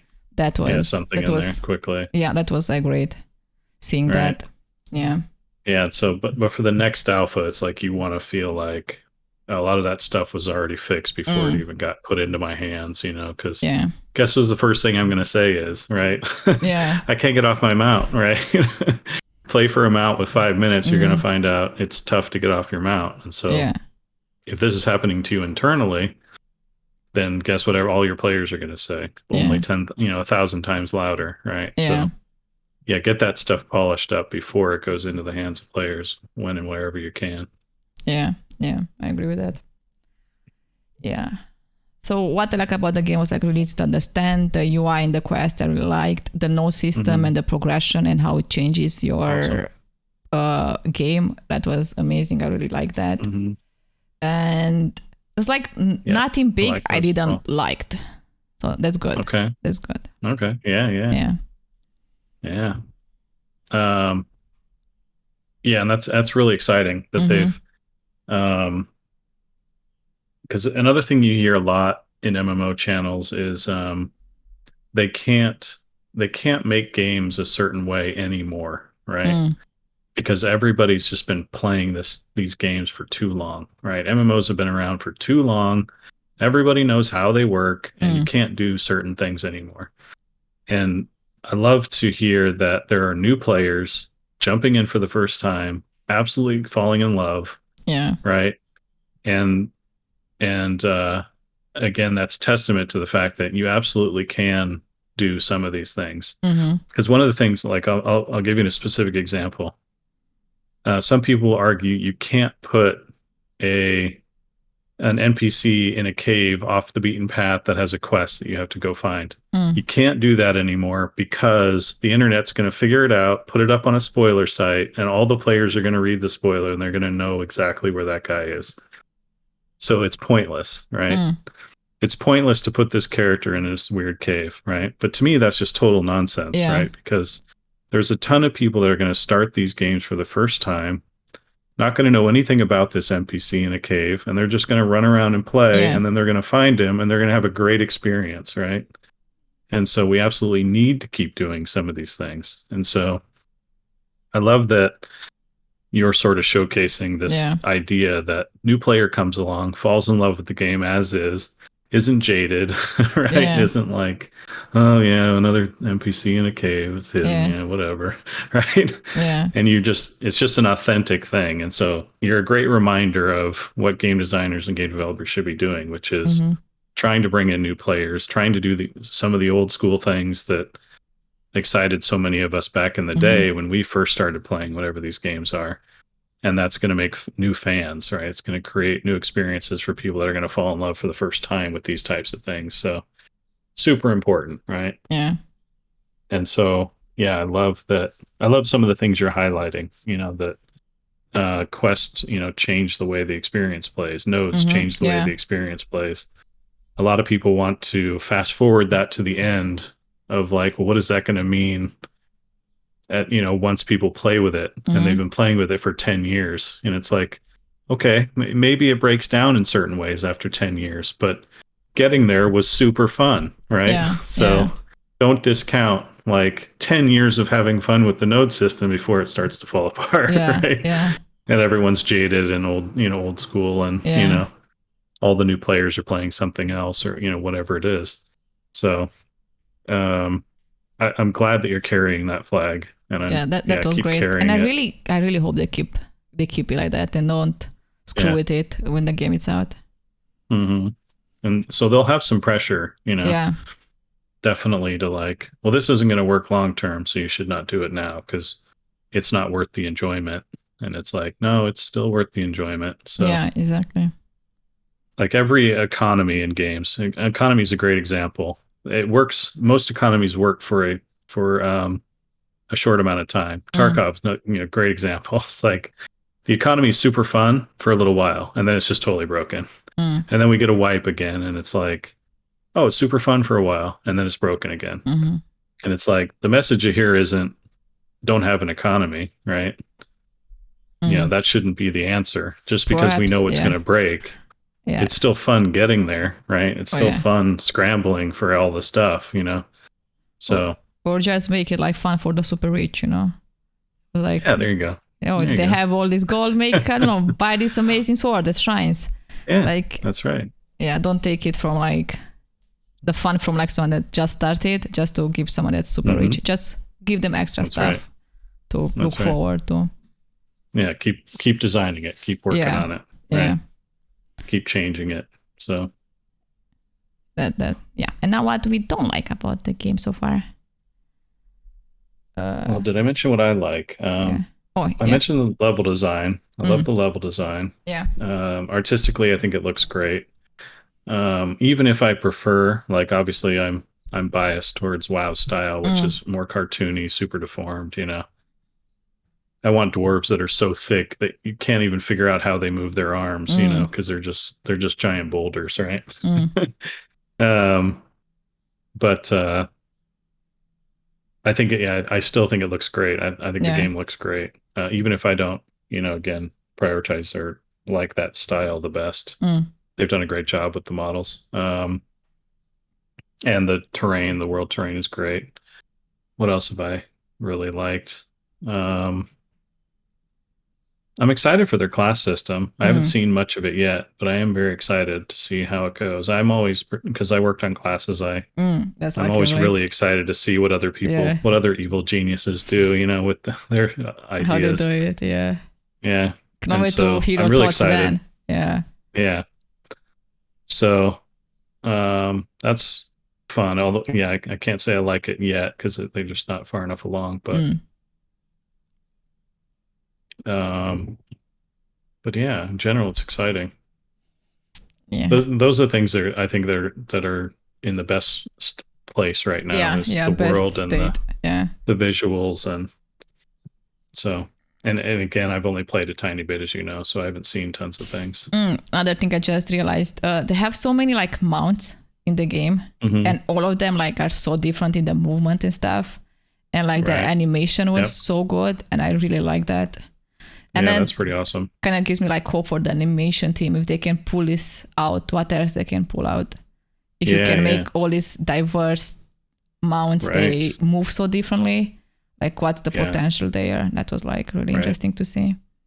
Yeah, I thought the animations of the characters were good. I thought the animations of the enemy humanoids, like the enemy, the shattered coin or whatever they were called. Yeah. Shattered coins. Yeah. Okay. Yeah, they looked really good when they were doing their abilities. So yeah, I think the animators are doing a great job. Yeah. That's another piece of the artistic puzzle. I think that they're nailing it. You were in good hands, sort of thing.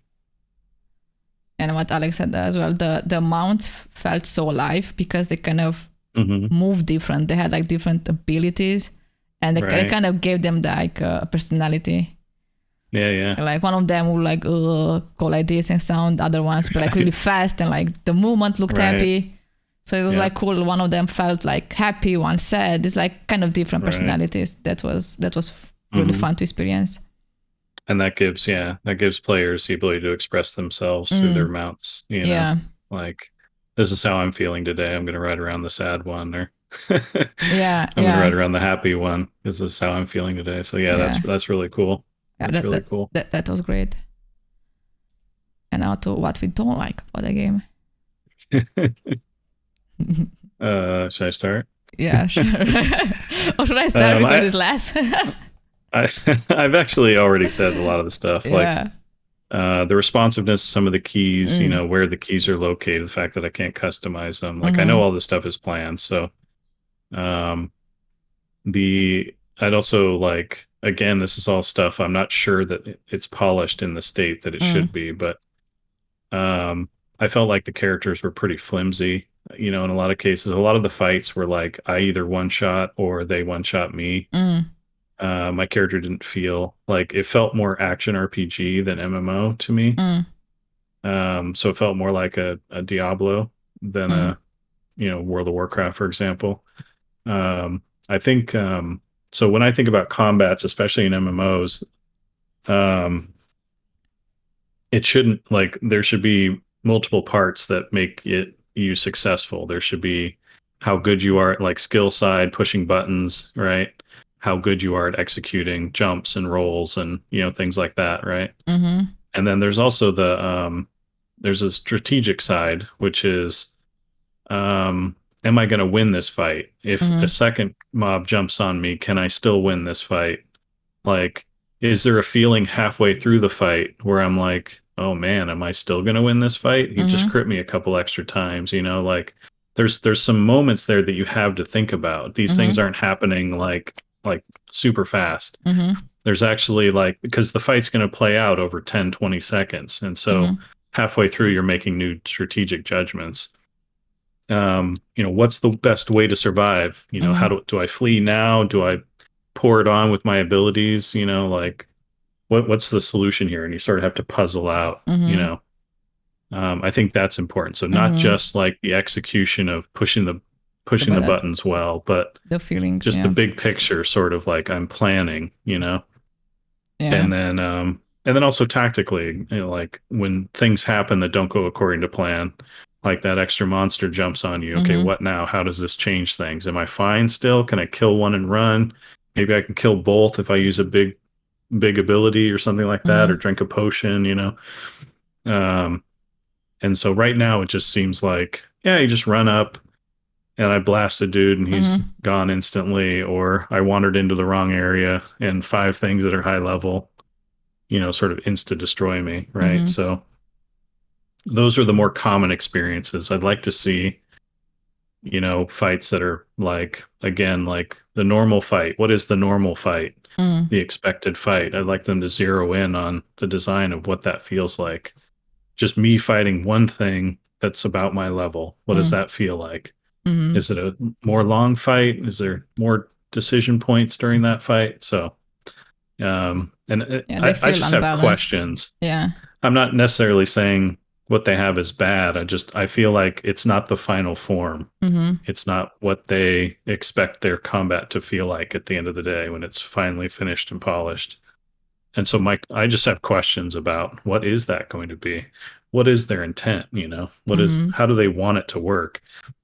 And then we can judge on, did they get there, right? Is it actually working how they wanted it to work? So, but so some of the control, some of the responsiveness, especially with healing, like I didn't know you were dead until 2 seconds after voice chat. You told me you were dead.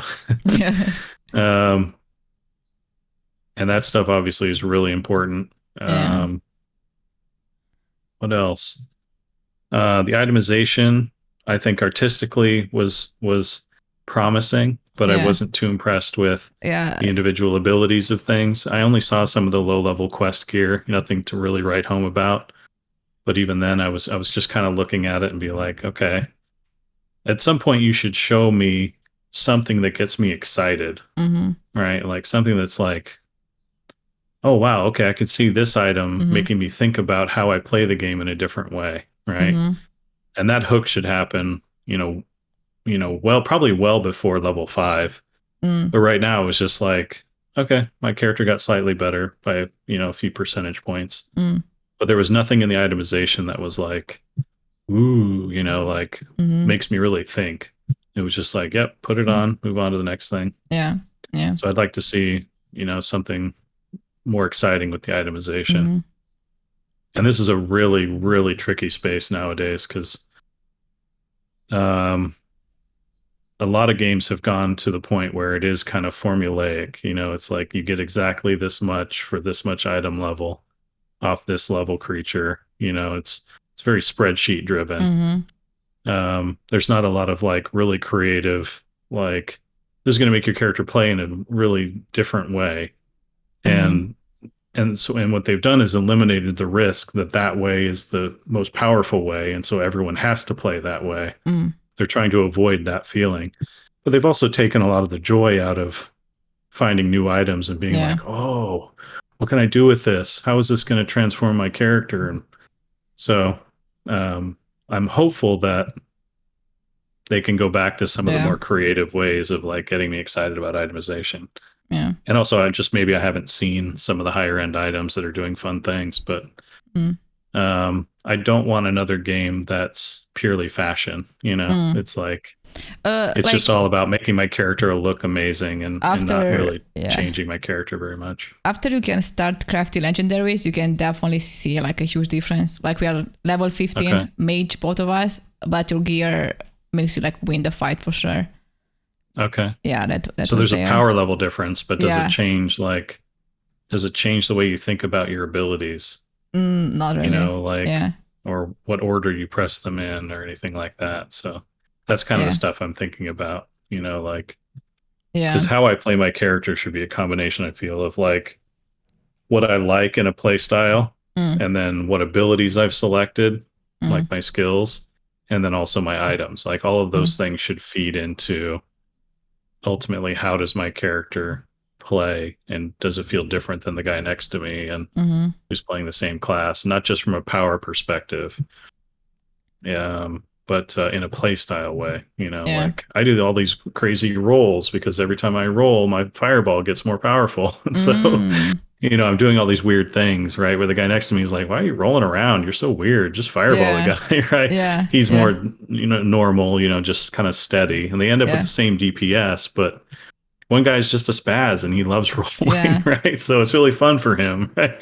Obviously, pretty weird example, but you see what I'm saying, like. So I'd like to see some experimentation in that respect. Yeah. And like we like the tank. I feel like right now when you do melee, I would say wrong. Melee. I feel like you're a bit too much in the other guy. Like someone said, perhaps make the sword feel a bit longer or something. Right. I feel like now you're like into the guy, like swording him. It feels a bit too close. Too close. Yeah, definitely feels too close. So perhaps that's why the melee feels weird right now. It's a bit too close.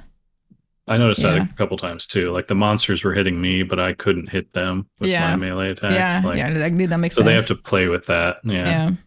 There's also a weird thing of like, again, where you are on the server is different than where you are on the client sometimes. So, and it doesn't always sync up. So you think you're closer than you are actually. Yeah. So they probably need to, we called it leeway, right? Or people started calling it that, but, you give a little buffer, especially when things are moving, so that melee attacks can still feel like they're hitting when they probably should be. But it's a really tricky thing to perfect, because if you do too much, it's like I can hit you from across the screen, even though I don't look like I'm near you. And then the guy who's getting hit is really frustrated because he doesn't know how to get away from you, even though you're melee. And then on the other side, it's like if it's too short, then the guy who's swinging his sword always feels bad because he can never, win. So so it's, you got to find that sweet spot, and it's really difficult, but more work needed for sure. I think that's why it also like felt so weird. It was just too short, like too into the guy, or like my hand is like right in your like stomach fighting you. Like so weird. Right. Like I know like they need to add sound and like other stuff there, animations and stuff, but it just didn't feel like right yet. Yeah. And that's all goes into like making that basic experience feel good, right? Like what does it feel like to swing my sword? Does it feel good? Because I'm going to do this a lot, right?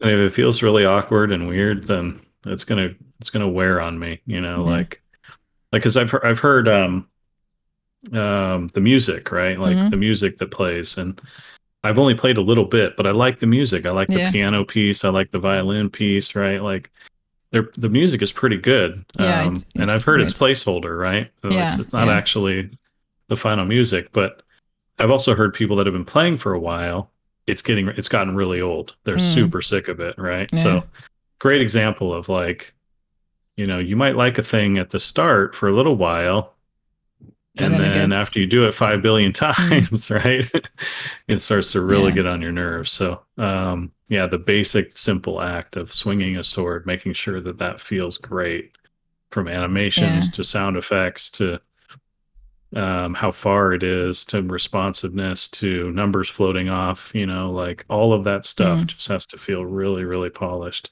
And like you're gonna do a whole lot. So melee right now feels like it just feels like swinging your sword. Like it does, I don't know, it needs to be a bit more creativity there than just, it feels like all the tank abilities are the same, or I don't know, just that's how it felt for me. They're all swing your sword. I don't know, like you can swing it multiple ways. It could be the animations aren't ready. Or perhaps. It did seem like, from the impression I'm getting, they worked on the tank last. It's the most recent thing. You kind of feel that. So the spell effects might be placeholder, the animations might be placeholder. Like they don't have all the art assets ready to go yet. So, but hopefully, again, by Alpha 2, the classes they do include are really far along in terms of assets and polish and bug fixing and everything else. So people can get a good idea of this is what they feel a polished experience is. Not, we'll just throw it in and there's a fair bit of bugs and that kind of thing. Yeah. But this is what we like. This is what we're proud of. This is what we're excited about, and because the other thing is, in order to get good feedback, like you have to eliminate all of the obvious feedback, right? Because if you put in a thing and it's like, oh, it's got this bug, and it's obvious, and it happens every time that you swing your sword, right? Well, guess what feedback everyone's going to give you? Yeah. They're going to say, this bug fires every time I swing my sword. And that's the only feedback you're going to get, by the way. Yeah, because nothing else, right? So you have to eliminate that obvious thing so you can get the more detailed, better feedback, right? So that's why it's also, just really important that sometimes your testing phases are pretty bug free as far as you can get them, so that you don't waste your time and the tester's time in terms of like bug reports. Yeah, like sometimes I feel like you start reporting the bugs that like so obvious at the beginning, and then you get sick of it, and then perhaps you find like unique bugs, and you kind of stop because you're like, oh, I've been pointing all this like obvious stuff. I think this is all. Yeah, and kind of get So you get worn out. Yeah, but for like an alpha one, felt really like smooth and way more than I expected. But in the same time, every time you put an update, things break. Yeah. So that was a bit like, oh, perhaps my experience this week was great, but next week an update kind of put this bug in and kind of made my experience a bit less great. Yeah. Yeah. Testing phases are really tough. Like I think they've been pretty focused, or at least they sound like they've been pretty focused. Like they wanted to test specific things, and they created environments to test specific things, right? And obviously everyone's doing all the other things, right, as well. But and they're also cutting the test off, right? So today it's going to end. Everyone's going to be sad, but that's also a good thing, because it's like you don't want people just getting more and more frustrated that things aren't fixed, right? Yeah, exactly. You set out to test a specific thing. Once you feel like you've gotten all the information you can from testing, then shut it down and get ready for the next test, right? So I would encourage them to continue doing that process, which it sounds like they've been doing. So just focus everything. Yeah. Okay. The next one is concerns about the game. I think we kind of like said a lot, all these like topics kind of went like this together. Yeah. So one of the things I've said from early on is they have a lot of ambitious systems, right? And there's a lot of experimentation. In some ways, they're doing things that haven't been done before, right? So, and there's a lot of risk there, right? So one of the things I'm really curious and fascinated to watch is, and also can be put in the concerns category, is how they respond to things not working out as they expected, as they hoped, right? And let's say they have 5 big things, right? Big experimental, ambitious things, and they don't know exactly how it's going to play out. Well, my guess is that at least 1 or 2 of those things isn't going to go down how they hope, right? and then, of course, there's variations on that. It can fail a little, or it can fail catastrophically, right? But because everything in MMOs is so connected to everything else, a failure can trickle into all the other systems and cause this cascade of failure, right? And so it'll be really interesting to see how they respond to a system not working. Because when you look at the big picture and you try to design it before you're establishing all these connections between all the different parts. And so it's like you're building a car and you've got the engine and you got this and that and it's like, well, we had to pull out the steering wheel because the steering wheel was a disaster. And it's like, okay, well, now the car is just screwed, right? Yeah. Like you can't not have a steering wheel. I mean, that was pretty important. And so how are they going to deal with one of these systems not working out how they want it to? And are they going to be able to modify it to work better? Are they going to be able to abandon it and redesign things so that they can still function without this huge element? So that's what I'm really interested to see. Yeah. And for the record, I'm super thrilled that they're being ambitious, that they're being experimental. What I don't want to see is just more of the same in the MMO space. Like, I think like the MMO space, back when I worked on WoW, it was supposed to be a starting point. It was supposed to inspire people to do bigger and better things, right? To take this idea and run with it and build upon it. And I feel like a lot of MMOs have gotten smaller in terms of scope and ambition. And so I'm super excited that Ashes is like, okay, here we go. This is somebody really trying new things or being creative. It's exciting, right? But some of those things aren't going to work. Hopefully everything works great, but my guess is that some of those things aren't going to work perfectly. So how are they going to deal with this? And it can be a big problem, but we'll just have to wait and see. But it's one of the reasons I'm super, super fascinated by. And I feel for me, the biggest concern is about them listening to bad feedback. It's like, I feel like so many people just want a copy of WoW, and like so many for sure. I don't know, just bad feedback, and like staying strong to their vision and like implementing it. And you want to join, Steven? Or I don't know, like just listen to bad feedback. I feel like because Tarkov did that, and it completely broke the game in my opinion and made it unplayable. So I really hope the devs keep playing and they kind of like know when to listen and when not to, Yeah, it's for like every dreamer. there. For every dreamer out there, it seems like there's a million dream crushers. They just want to tell you, no, that's never going to work. Here's why, blah, blah, blah, right? Or do it like this or that. At the end of the day, though, the true dreamers ignore all of that, So, I definitely encourage, and I love to see people just kind of stay true, right? Like, keep pushing for the thing you want, keep dreaming. Don't let other people homogenize your game or normalize your game, or don't let other people try to squeeze your dream into a little box that's nice and comfortable and, that they don't have to worry about, dream big, push the boundaries. And I see a lot of that in Ashes. So that's why it's exciting, Yeah. So I agree. Yeah. And you have to listen, but most of the time you have to ignore is the bottom line. When it comes to feedback, like, because every person also, like most people don't understand or care about the big picture. They only want what they think is perfect for them. Right. Yeah. So, again, in the big picture, it's like, okay, you have to think about that. You have to make sure your designs sort of consider their viewpoint, but you also have a million other viewpoints that are all scrambling after something else. So there's no consensus. That's the thing that people always believe.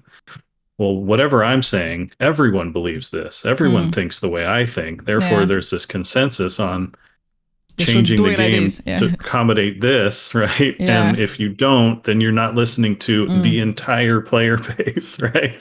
But it's just such a weird fallacy because it's like, no, everyone's different. Like there's a million voices going on and they all want different things. And there are sometimes trends, and there are sometimes things that a lot of people can agree on, but there's never a consensus when it comes to, stuff like this. So you have to be strong to your vision, and it's tough to do. Because people get nasty. That's the other thing. It's and they get like you their won't do friends what I say? to go Reddit, agree with me, and then have all these people give this really wrong feedback, and then you're like, am I supposed to listen to this? Right. And you're a bad person if you don't. So right, they make you the villain. And we're human beings. We want to be liked. We want people to go, oh, they did what I said. I love that guy. It's like they ruined the game, but I sure like this guy. So you have to have pretty thick skin. You have to have the right amount of ego, like not too much where you never listen, but enough to protect your vision from the people that want to put it in a little box or break it to suit their needs or whatever it is. So and that's really tough to do. And I feel like, for example, when you play shooters, you have so many different types of shooters. You have BRs, you have like going in circles like CSGO, you have like Battlefield, you have all these like different types of like shooters. When it comes to MMO, I don't really feel like you have that many different genres of MMOs, Yeah, even exactly though you right. should have that. Yep. So The scope has gotten smaller. So I feel like Ashes wanted to be a bit more hardcore. Like, let it be hardcore. Don't just try to put it like every other MMO. Like, you should have all these different types of MMOs. That should be the norm, you know? Are you hearing my lightning storm? No. Oh, I there's thought it lightning was storm you outside my window. farting. Oh, right. Well, that too, yeah. I gotta start calling them my lightning storms. Kevin he cannot like fart in that podcast. I don't listen to things like that. Should I say my body doesn't listen? Yeah. But no, totally agree. Yeah, do the thing you want to do. Also, separate yourself. You know, like a common thing, of course, is, and I think you even have it in your podcast notes at some point. But is this the next WoW killer? And it's just like, right? Like, I mean, it's a catchy line, you know. Right. People want to know because, you know, at the end of the day, they want to know, should they stop doing the thing they're doing and start playing this, right? So I totally understand the sentiment. But it's trying to do a very different thing. Yeah. And so let it be its thing. Let it be its own thing and come and try it, see if you like it. And you may not, you may fall in love because it's doing something totally different that you're not expecting, or you might just be like you, it's brand new to this whole thing. And this might be the game, right? And it sounds like it's already becoming that. Yeah, that like makes you fall in love with a whole different thing that you'll start playing and enjoying for the next 10, 15 years, right? So and for me, they're it's exciting like, times, and they should be. For me, I'm not just such a hater. Like, know me. Like, if I hate a game, I hate a game, and I cannot play it, and it sucks as a streamer because you need to play games. Yeah. And I'm like, I cannot fake it. So I was like, I'm going to spend $500 on this game and now I cannot play it. And I was like, You'll oh always my have God. marbles, Luki. Yeah, I was like, You'll always have marbles on screen. I was so scared I was going to hate the game because, you know, I'm like, I don't know. But I was definitely surprised and happily surprised. Yeah. That's awesome. Yeah. And now, guys, we are moving to the next topic, Q&A from chat. Now is finally the time when you guys can interact with us and join in. And what are your guys' comments, observations, and questions for us? You guys finally can speak. I hope they don't neglect the lore, a story. I feel like so many people want from an MMO to have like a lore and a story for sure. I mean, I think the same word. And I can already say that they're not quests because you can see it in the quest, the quest interactions. When you talk to NPCs about the quest, the lines you're giving and they're giving, there's a lot there. And they're trying to make that be a meaningful part of the story and lore experience, not just something you click through so that you know where on the map to run to kill the thing to get the treasure and move on to the next thing, right? Rinse and repeat. They want you to pay attention. They want you to read. Will they have all the bells and whistles? Will they have immersive cutscenes like you're suggesting? Will they have, VO across the whole game? I don't know, right? Those are time consuming and they're expensive and they are really nice, but they may not have that, but that doesn't mean that they're still not focusing on story, right? So I love Panda's comment. Damn, this guy sounds legit. You know what I love about like playing an MMO? It's like I know Kevin for a while, but I never like really got to like know you because I always played shooters. So I feel like I didn't got to like understand you as a streamer, as a person as much because I never like played your type of games. And now I'm like, oh my God, now I kind of like... Now you're dipping your toes in. Ooh, this is who Kevin is. He's great. That's funny. Yeah, and I'm just like, will you go to dorms with me sometime? No. I won't go to dorms with you. No. Hate that place. Captivated donated $5 said, we don't need a WoW killer, but a successor. I want to fall in love with an MMO. I want an amazing world, random RP stuff, good fighting. Basically, I want to be 14 again and play vanilla WoW. Aww. And I feel like I finally playing like Ashes, I kind of got to experience what people are talking about. That community. So there's definitely potential just the there. Whole experience. And it's so different. The genre is so unique and it's so special. And I can understand why there are a lot of people that are strictly MMO players, right? That's all they want to play. Like they can't play other games because MMOs have ruined other games for them because of the type of experience and the uniqueness of the experience that they offer. Yeah. And it's also not surprising that people get really attached to one because of the social elements, right? Like, oh yeah.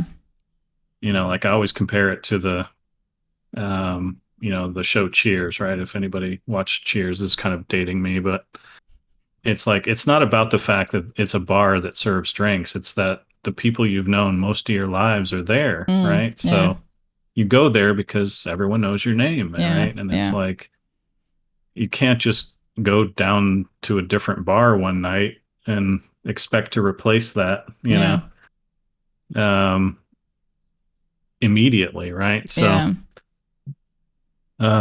you have to, it's tough, and it can pigeonhole people. And hopefully what happens is, you form a community within a game, and then that community goes and does tons of things together, right? Whether it's that game or other games, or, like you can get some sense of community and sort of port over. And that was always something we talked about, because EQ was the big dog on the block back when we were making WoW. And that was the big thing. It's like, how are we going to get people that have been playing EverQuest for years to come try our game? Like how can we sort of overcome that gravity of they're just stuck to that world, like they can't go to another world. It's too difficult.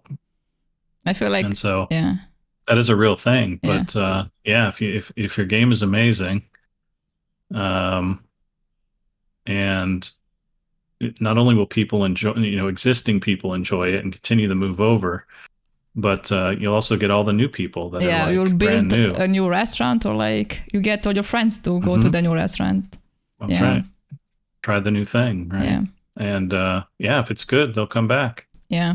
It's a good experience, they'll come back. And there's a real drought, like the MMO scene has not had many offerings over the, this past decade. And the ones that have been out haven't tried very many risky things, haven't tried very many experimental or ambitious things. So it's definitely time to make a good one. Steven comment is, I have a question for Kevin. What do you think about how to blend PvP balance with class design and PvE balance? Do you try to think of them as separate design or as one approach? One approach is the answer I would give. Really tough to do, but I feel like from a numerical standpoint, the act of fighting a monster, like a mob, your typical creature, should be roughly the same as fighting another player. Now the quantities might be different, right? Because when you fight another player, like 1v1, just for example, you want it to be close one way or another. You don't want, or at least ideally, it's kind of close, because you don't want to unfairly balance one person versus another, right? But when you fight a creature that's, say, your level, it's unfair. It's unfair towards the player, right? Like the way we did it was going to take you 10 to 20 seconds on average to kill a creature that was your level, but you were going to finish the fight with 40 to 50% of your health, right? And so that's very unfair towards, for the creature. And then it becomes a question of, well, do I move on to fight a second one, before I sort of sit and drink or recover or whatever it is. But with players, it's a different, like, it's closer, right? But you're using all the same mechanics in terms of like, I use these buttons to damage, I use these buttons to stun or crowd control, I use these buttons to escape, I use these buttons to prevent their escape, right? Like most of that stuff still plays out. So the act itself is pretty much similar, but one is unfair towards the player and the other one is, not. So that's kind of how I always wanted things to go. Now, obviously with WoW, we drifted away from that model pretty quickly. Once we started as the game started expanding and the roles became more specialized, and things got a lot more complicated. And so things came into the game like resilience, it was pretty much a PvP only attribute to make up the difference between the act of fighting a player and the act of fighting a creature. And that gets harder to do. But I think the base approach should be, yeah, those things should feel the same. They should play the same. One of the things I liked about the alpha was I will fight I think, I don't know if it's off topic or not, but I'll fight like a mob a certain way. And then when I finally got into PvP, I realized I cannot fight the PvP the same way. I'll kind of need to stun the guy first and then do the same, like different attacks. So I can get him like most damage at the beginning. When with the mob, I will not necessarily play like that. I will use kind of different like skills. So that was interesting. So you're adding to your skill set, and you're accommodating for the fact that that's a real person. PvP is highly mobile, right? Like everyone's running around way more, but the tools you use to solve your problems are still the same tools, and they still function the same way for the most part. Like if there was a creature that were running around like a spaz and making it really difficult for you to kill it, you would stun him, right? Yeah, you'd stun him, and then you'd put a bunch of damage on him, and right. So you would solve the problems the same way, and that's kind of what I mean. Is like, your tools should work the same. Like there shouldn't be a totally different rule set for what your character and its tools are doing because you're fighting a player versus what how you're fighting a creature. Yeah. Let me see what else. Have you ever played, where was it? Star Wars Galaxies? I did for about 5 minutes. They did a couple of in my book, they had a couple of cardinal sins. I regret only playing for 5 minutes because I understand that a lot of the stuff in their economy was really fun. Their crafting was super fun. And I had a friend who played and was always trying to tell me, man, you got to play this game. And we had common sensibilities about what makes for a good experience. And so I kind of regret not playing more, but this was also at a time when I was super busy with WoW and there were a ton of MMOs coming out. And so what I did was, the guy in my office, Eric Dodds, that worked with me, we sort of split the MMOs down the middle, right? Like he'd take every other one that came out and I'd take the other one, right? And Star Wars Galaxy has ended up on my list, but we were so busy with WoW, we didn't have time even to do every other one. And so when a game came out and it gave me a really bad opening handshake in terms of like that first 5 minutes, how it hooks me, I sort of went, okay, do I have time to fight my way through this? Should I or do what I did, which was, okay, well, if they can't get this part right, I'm really skeptical they're going to get a lot of the rest of it right. So maybe my time to leave is right now. So, and I can give you the specific thing if you want of why I quit in the first 5 minutes. But that's another little story. Distiller ideas, Kappa. I feel like the major issue with MMOs right now is how quickly hardcore players have learned to optimize the fun out of it. How can they design the game to prevent this? That's a good question. So a really common question. Again, this is sort of on the jaded part. Yes, high-end players optimize things, but that's actually an important process. That's one of the reasons they enjoy the game is that process of optimizing and creating a meta, right? So if your goal is to eliminate that from happening, you're actually depriving them of the fun experience that they love, right? So that shouldn't be the goal. The goal should not be, oh no, they're optimizing things, they're forming a meta, let's make sure that never happens again, because it's fun. That's what they want to do. That's the way their brain works, and that's their joy. And your goal as a game designer is to provide environments where they can have some fun, get some joy. So the approach I would take is make sure that the people that just want to play for fun and aren't too worried about the meta, and the people that are playing very conscious of the meta and playing at a very high level, don't interact as frequently, right? So, and And games with levels do this naturally because the people that are hardcore and super into the meta and optimize everything, they zip to the top, right? They are the first to get to the top, and then they start banging on the door of the bleeding edge content, right? All the other people are stuck at lower level because they're just running around having fun, seeing the sights, finding those weird NPCs that have, quests off the beaten path, and, showing off their new horse to their friends, or, whatever it is. They're socializing. Mm-hmm. So they're going at a much slower pace. And so allow that to happen. Allow both of those groups to exist in the same game, but you don't have them you're not zipping the people that aren't meta people up to the top so that there's plenty of people to fight dragons with, because those two groups don't mix, right? They mix very poorly. They end up hating each other. And then it becomes super toxic, right? So allow the game to be fun for the people that want to, take their time and have fun and, make that an enjoyable experience. And then make the experience at the top of the game also enjoyable. Mm-hmm.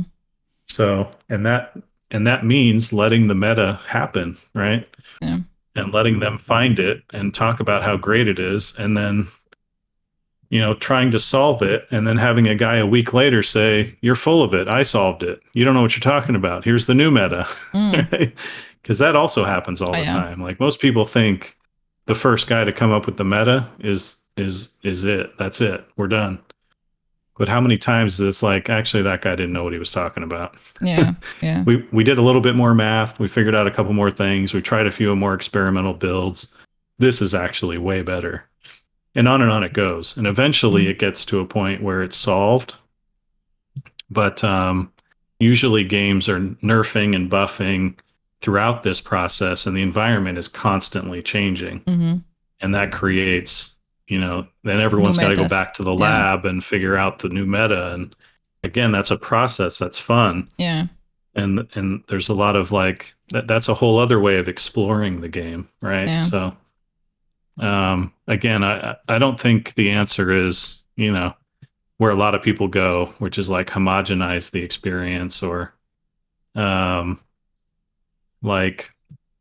make it so that everyone does the same damage, everything's perfectly balanced, right? I don't think those lead to joyful outcomes.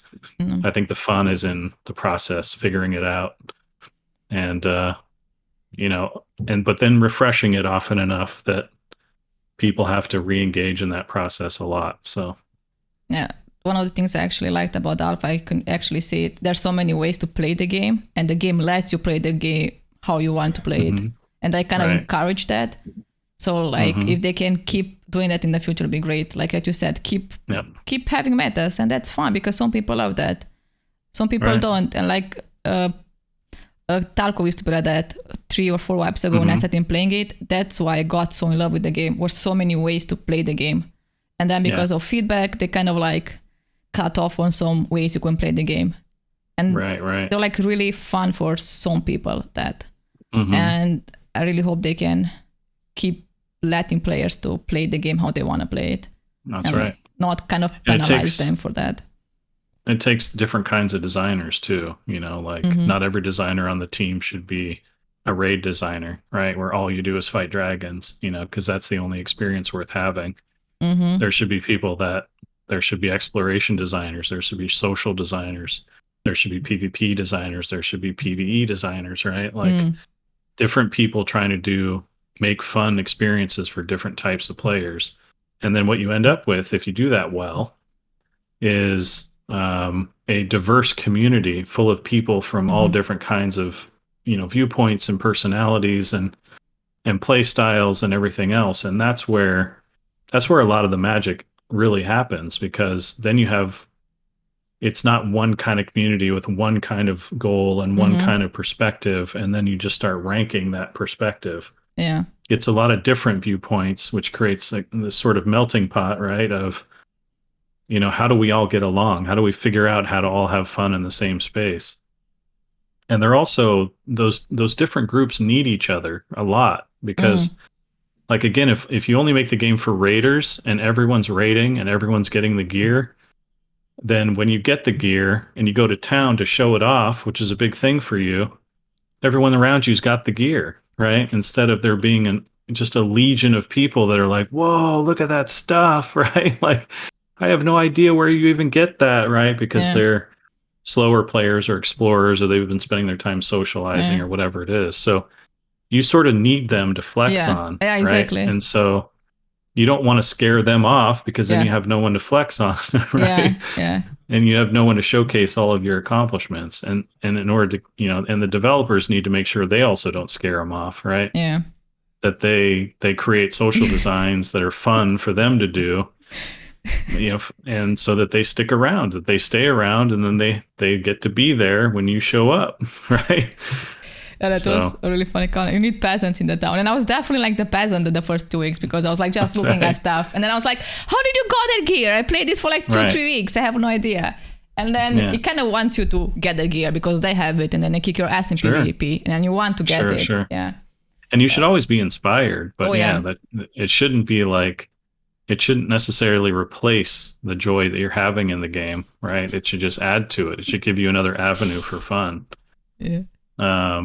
So again, you're providing multiple different types of healthy, fun experiences, and then allowing the player base to go find, the places that they feel like they belong and the things they want to do and have fun. And when they get bored with those things, maybe because there isn't anything new for them to do, they might go try something else for a little while, and they might dabble, they might find out they hate it. They might find out it's pretty fun. They like it second best, right? And then when the new thing comes out for them, they'll go do that, and then maybe come back, and then you're interacting with new people, and there's just all these things that are happening when the game is healthy and well-rounded. Yeah. We call that an audience, not peasants. I have a really funny story. Like, I didn't have the cape for a really long time, and then someone in the village gave me a cape, and I was already the queen, and I was like, hello, peasants. Like, I only had the cape, and I was already like, the power got to me. It was so funny. You get the princess wave. Yeah, I definitely when you get did. the keep. They have to, make sure they have an emote that's special for the mayor. That'd be amazing. Would you, Luki and Kevin, even be at war with each other in Ashes? What would be the cost that started the war? Theoretically speaking. I missed that question. If we would get at war in Ashes, what would be the cause? Like, if we'll play together. Well, because I'll be toxic. Why would we? Yeah. Why would there be a war between us? Yeah. In Ashes. Well, because you broke the contract. The contract is, I can't remember, but one of us gets to be mayor and one of us gets the flying mount. I think you got the flying mount and me the mayor. Okay, so if you break the contract and take both, there's going to be a war. Mm-hmm. There's probably going to be a war on who gets to have the house, but maybe we can share the house. I'm not sure. Yeah. Maybe we can draw a line down the middle. This is my half of the house and this is your half. You can furnish your side however you want. I don't know. This already feels like a real relationship. I don't know. There's probably going to be a war. At the end of the day, there's going to be a war, but I like to think we did everything we could to avoid it. It would be funny to see how like real relationships get like destroyed in a game like Ashes. Yeah. Kevin, thoughts on no factions battling each other in the world?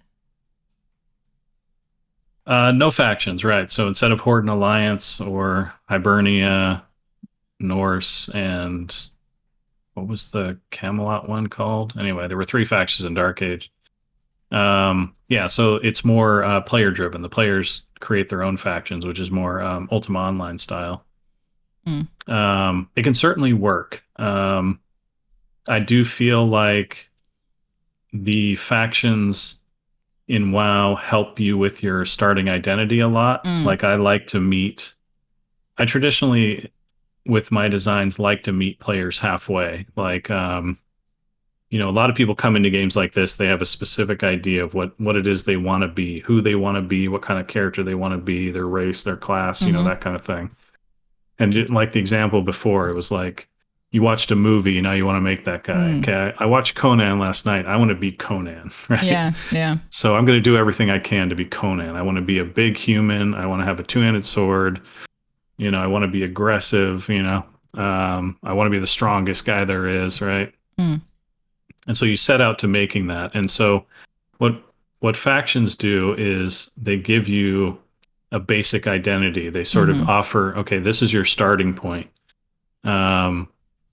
For like being on part of a team, hating who you're supposed to hate, which is the other team. Apparently right? That's an important thing in life. Yeah, so it really is. We're very tribal, right? Yeah, we hate them and now we like each other.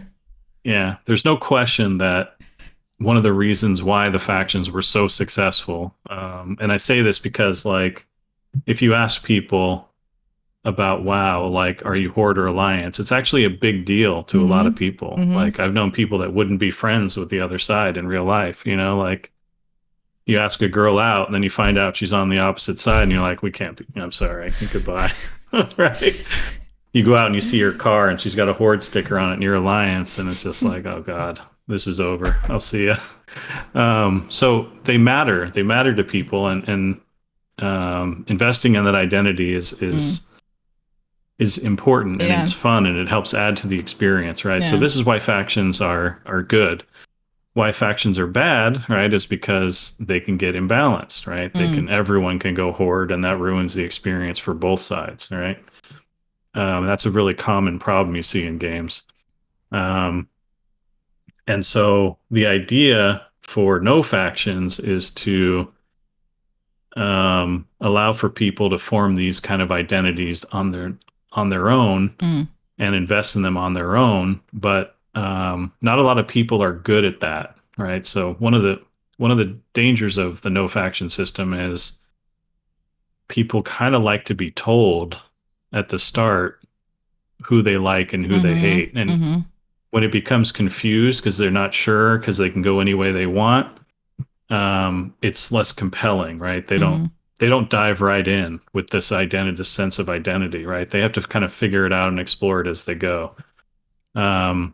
If they do explore it and manage to, figure out who they should be with, and they form cool communities with their guilds and that kind of thing, then it can be a lot more compelling, because the politics involved between all the different factions can be this really rich landscape of, we hated them, and then now we love them, and then they betrayed us again, so we hate them again. Like everything can get really interesting and very, very soap opera like, and it can be super fun. Hating the mayor and stuff like that. Yeah. But getting people to that place is going to take some social design. You're going to have to, they're going to have to figure out ways to like get people to form communities and get invested in their guilds, and then you can have what happens in Eve, which is some of the craziest, like, giant battles and betrayal and politics that you've ever seen in games.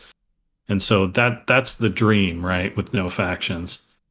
One of the other concerns is, like, and this happened to me in Ultima Online, is alliances are very transient. Like, you get on, your guild is there, and another guild is there, but you're the only two guilds on. Normally you ally, but you want to fight tonight. So guess what? You guys are going to just fight. You're going to invent a reason to fight because you want a PvP, right? So you invent a reason, you fight it out, and then the next night things are like, oh, they're fine again. Like, we have our normal enemy to fight. They logged on. We're going to go beat them up now. So it's all good again, right? Yeah. And with, and so the relationship sort of becomes this, over time, becomes this like big soup, right? Where it's like everyone kind of likes everyone and everyone kind of hates everyone. But the feelings don't have much depth anymore, because it's like, dude, we had a blast, like that was fun. Okay, now we're mortal enemies, like the next day, right? Like, it's really hard to transition, back and forth. So, and also everyone becomes everyone's friend. It's like in UO, this is what happened. It's like my group would go out and it's like we'd start attacking someone, and then someone in my group would be like, "Oh no, that's my friend's buddy's cousin. Don't attack him." And it's like, okay, all right, you're cool. No, we're fine. And then you go to the next guy, same thing. Oh no, that guy, know that guy too. Yeah, he helped me once. Like. And then you're just like, oh my God, I can't fight anybody, because everybody eventually knows everybody and has interacted in some way, in positive way, right? It's just like, so we just said, screw all that, and we just started killing everybody. We didn't care what your relationship was. we'll apologize later. Yeah. And we had to create our own fun, right? Yeah. So that's one of the risks. But yeah, as long as again there can be game design that tries to freshen things up and keeps those things feeling good, but it's a tough thing to solve. And this happened in UO despite pretty much the absence of any kind of external communication, right? Like we didn't have Discord and we didn't have channels that everybody hopped into. And because now when you collaborate, you jump into a Discord channel and you can hear their voice. Yeah. And like you're the likelihood that you're going to be connected and feel like friendly with them is actually much more enhanced, right? Yeah. So I worry about this process of like, oh, I actually like that guy a lot. He's in an enemy guild and we go back and forth, but at the end of the day, it's Tom. I like that guy, you know, like we chat all the time, right? And so things are going to get complicated really quickly. And it's funny how you already experienced that in the alpha. Like, a few of the guys kicked my ass and I hated them, but the next day they got me really good gear and I was like, oh, I love you now. And then, right. Yeah. So it was really funny. It can be really fun, but I think the end point for a lot of that stuff is just like everyone's loosely allied. Yeah. And then it ends up being like pickup games, football, right? And it's like, okay, we'll wear the red shirts tonight. You guys wear the blue shirts, but we're all kind of friendly and hey, good shot, and that was fun, right? Like, but it eliminates some of that really visceral, emotional quality of, oh, I really just hate them, like, oh, I want to crush them. It's going to feel so good to destroy their town and take their castle, right? And it's like, it diminishes some of that really heightened emotion if they're just kind of your buddies that are wearing the red shirt tonight instead of the blue shirt, right? Yeah. So, and Horde Alliance is still a huge thing. Like a lot of people still stand by their original choice and legitimately hate the races on the other side, right? So, gets them really involved. It's a tough one. Yeah. But I think, so there's game design that can help try to preserve that emotional power, but I'll be really interesting to see how they manage that and sort of keep those battles feeling fresh and powerful and exciting and rewarding from an emotional standpoint. Yeah. Another question, thoughts about sound design. I never hear anyone talking about this in games, but it's kind of 50% of experience. I feel like Alex is trying to say is like when you do a certain spell, it sounds a certain way. If you do something else, it sounds a certain way. Not just like music. Yeah. So you kind of captivate people by like visuals, but also by sounds. So like nailing that is kind of really important.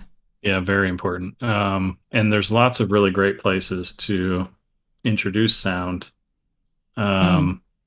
There's ambient sound, like, you go through town, you hear a couple of chickens, right? Or people talking, even if it's in like a mumbly language, you just get the sense that people around you are having conversations. Adds a lot of life to the town. Yeah. And then there's like the common activity of swinging a sword. Like we had different sound effects based on the armor type being worn by the guy you were hitting, right? So mail would sound a different way than cloth did or leather did, right? So there's also just like the individual sound effects of what's going on. And then, like throwing a fireball, you should hear the sound of the fire, the crackling flames, you know? When it hits the target, you should feel like that's the point of explosion, and you hear the boom and then he's on fire and you can hear the burning, right? Like, it's super important. And adds a ton to the atmosphere. Yeah, and to the immersiveness as well. And then you have to balance like how spammy it is, because obviously in a 250 versus 250 fight, there's a lot of fireballs being thrown. So if everything just always sounds on fire really loud, right? Like, you're gonna get into trouble. But it is absolutely super important. What are about your thoughts about cash shops versus a subscription to generate income for a game, or just cash shops in general? When you want us to finish, Kevin, just let me know. Like I have time all night. Okay. It's all about how much time you have. But I'm keeping you from the end of the alpha. I feel bad. Like, no, it's good. It's good. We can talk about this anytime. So cash shops generally generally are pretty bad. There are ways to do cash shops, obviously, and there are things to put in cash shops that don't affect the core experience, right? So I think what most people are, the big problems with are the people are trying to avoid with cash shops are pay to win. I think most people don't want to feel like I'm powerful because I'm rich in real life. Yeah. I mean, those people are already powerful in real life, so let them be powerful there. Don't bring it into the fake worlds that we're playing in, where I can just be a sweaty neckbeard, and that's how I get powerful. Is I just never leave my house. So that's an important thing, Um, see you later, Steven. And thank you for being here. Yeah, thanks for being here. And next time is like Alpha 2. Can I get a flying mount? Right. For like just a free day. flying mounts. All right. See, she's running her own cash shop right now. Oh yeah, that's how I got stuff in the game all the time. So that's a thing to avoid. I think the core contract of the game with the players is you get accomplishments from your time and your skill, not from your money and the money that's in your wallet, right? So if you introduce things that I can pay for to gain accomplishments, you break that contract, and that contract is super important. So the other thing is cosmetics, like sometimes they just offer cosmetics, whether it's mounts or pets or whatever it is, things that don't affect power progression or anything like that, but just give you a cool thing to look at. I think in an MMO space, I think those are also really dangerous because that's what people fight over a lot of times.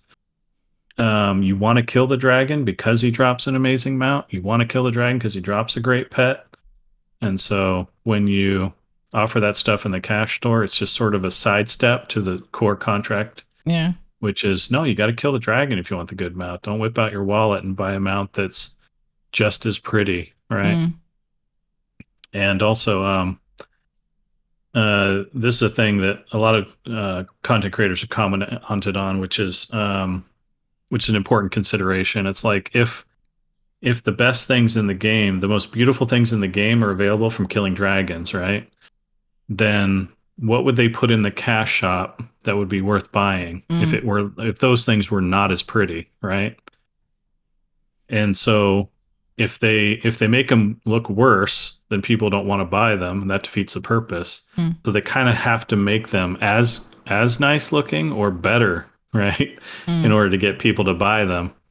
And then that's a pretty serious breach of the contract because you do all this work to get this amazing mount off killing this dragon, and the guy next to you whipped out his wallet and bought a mount that's got, is twice as big and twice as colorful, and right? And it's just like, oh God, makes you feel real bad, right? So I think there are places to do cash shops in terms of game genres, but I think the MMO genre is a really, really bad place for cash shops. So I'm a big fan of, again, that core contract. You show up, you put your time in, you put your skill in. That's going to determine your standing in all respects in this game.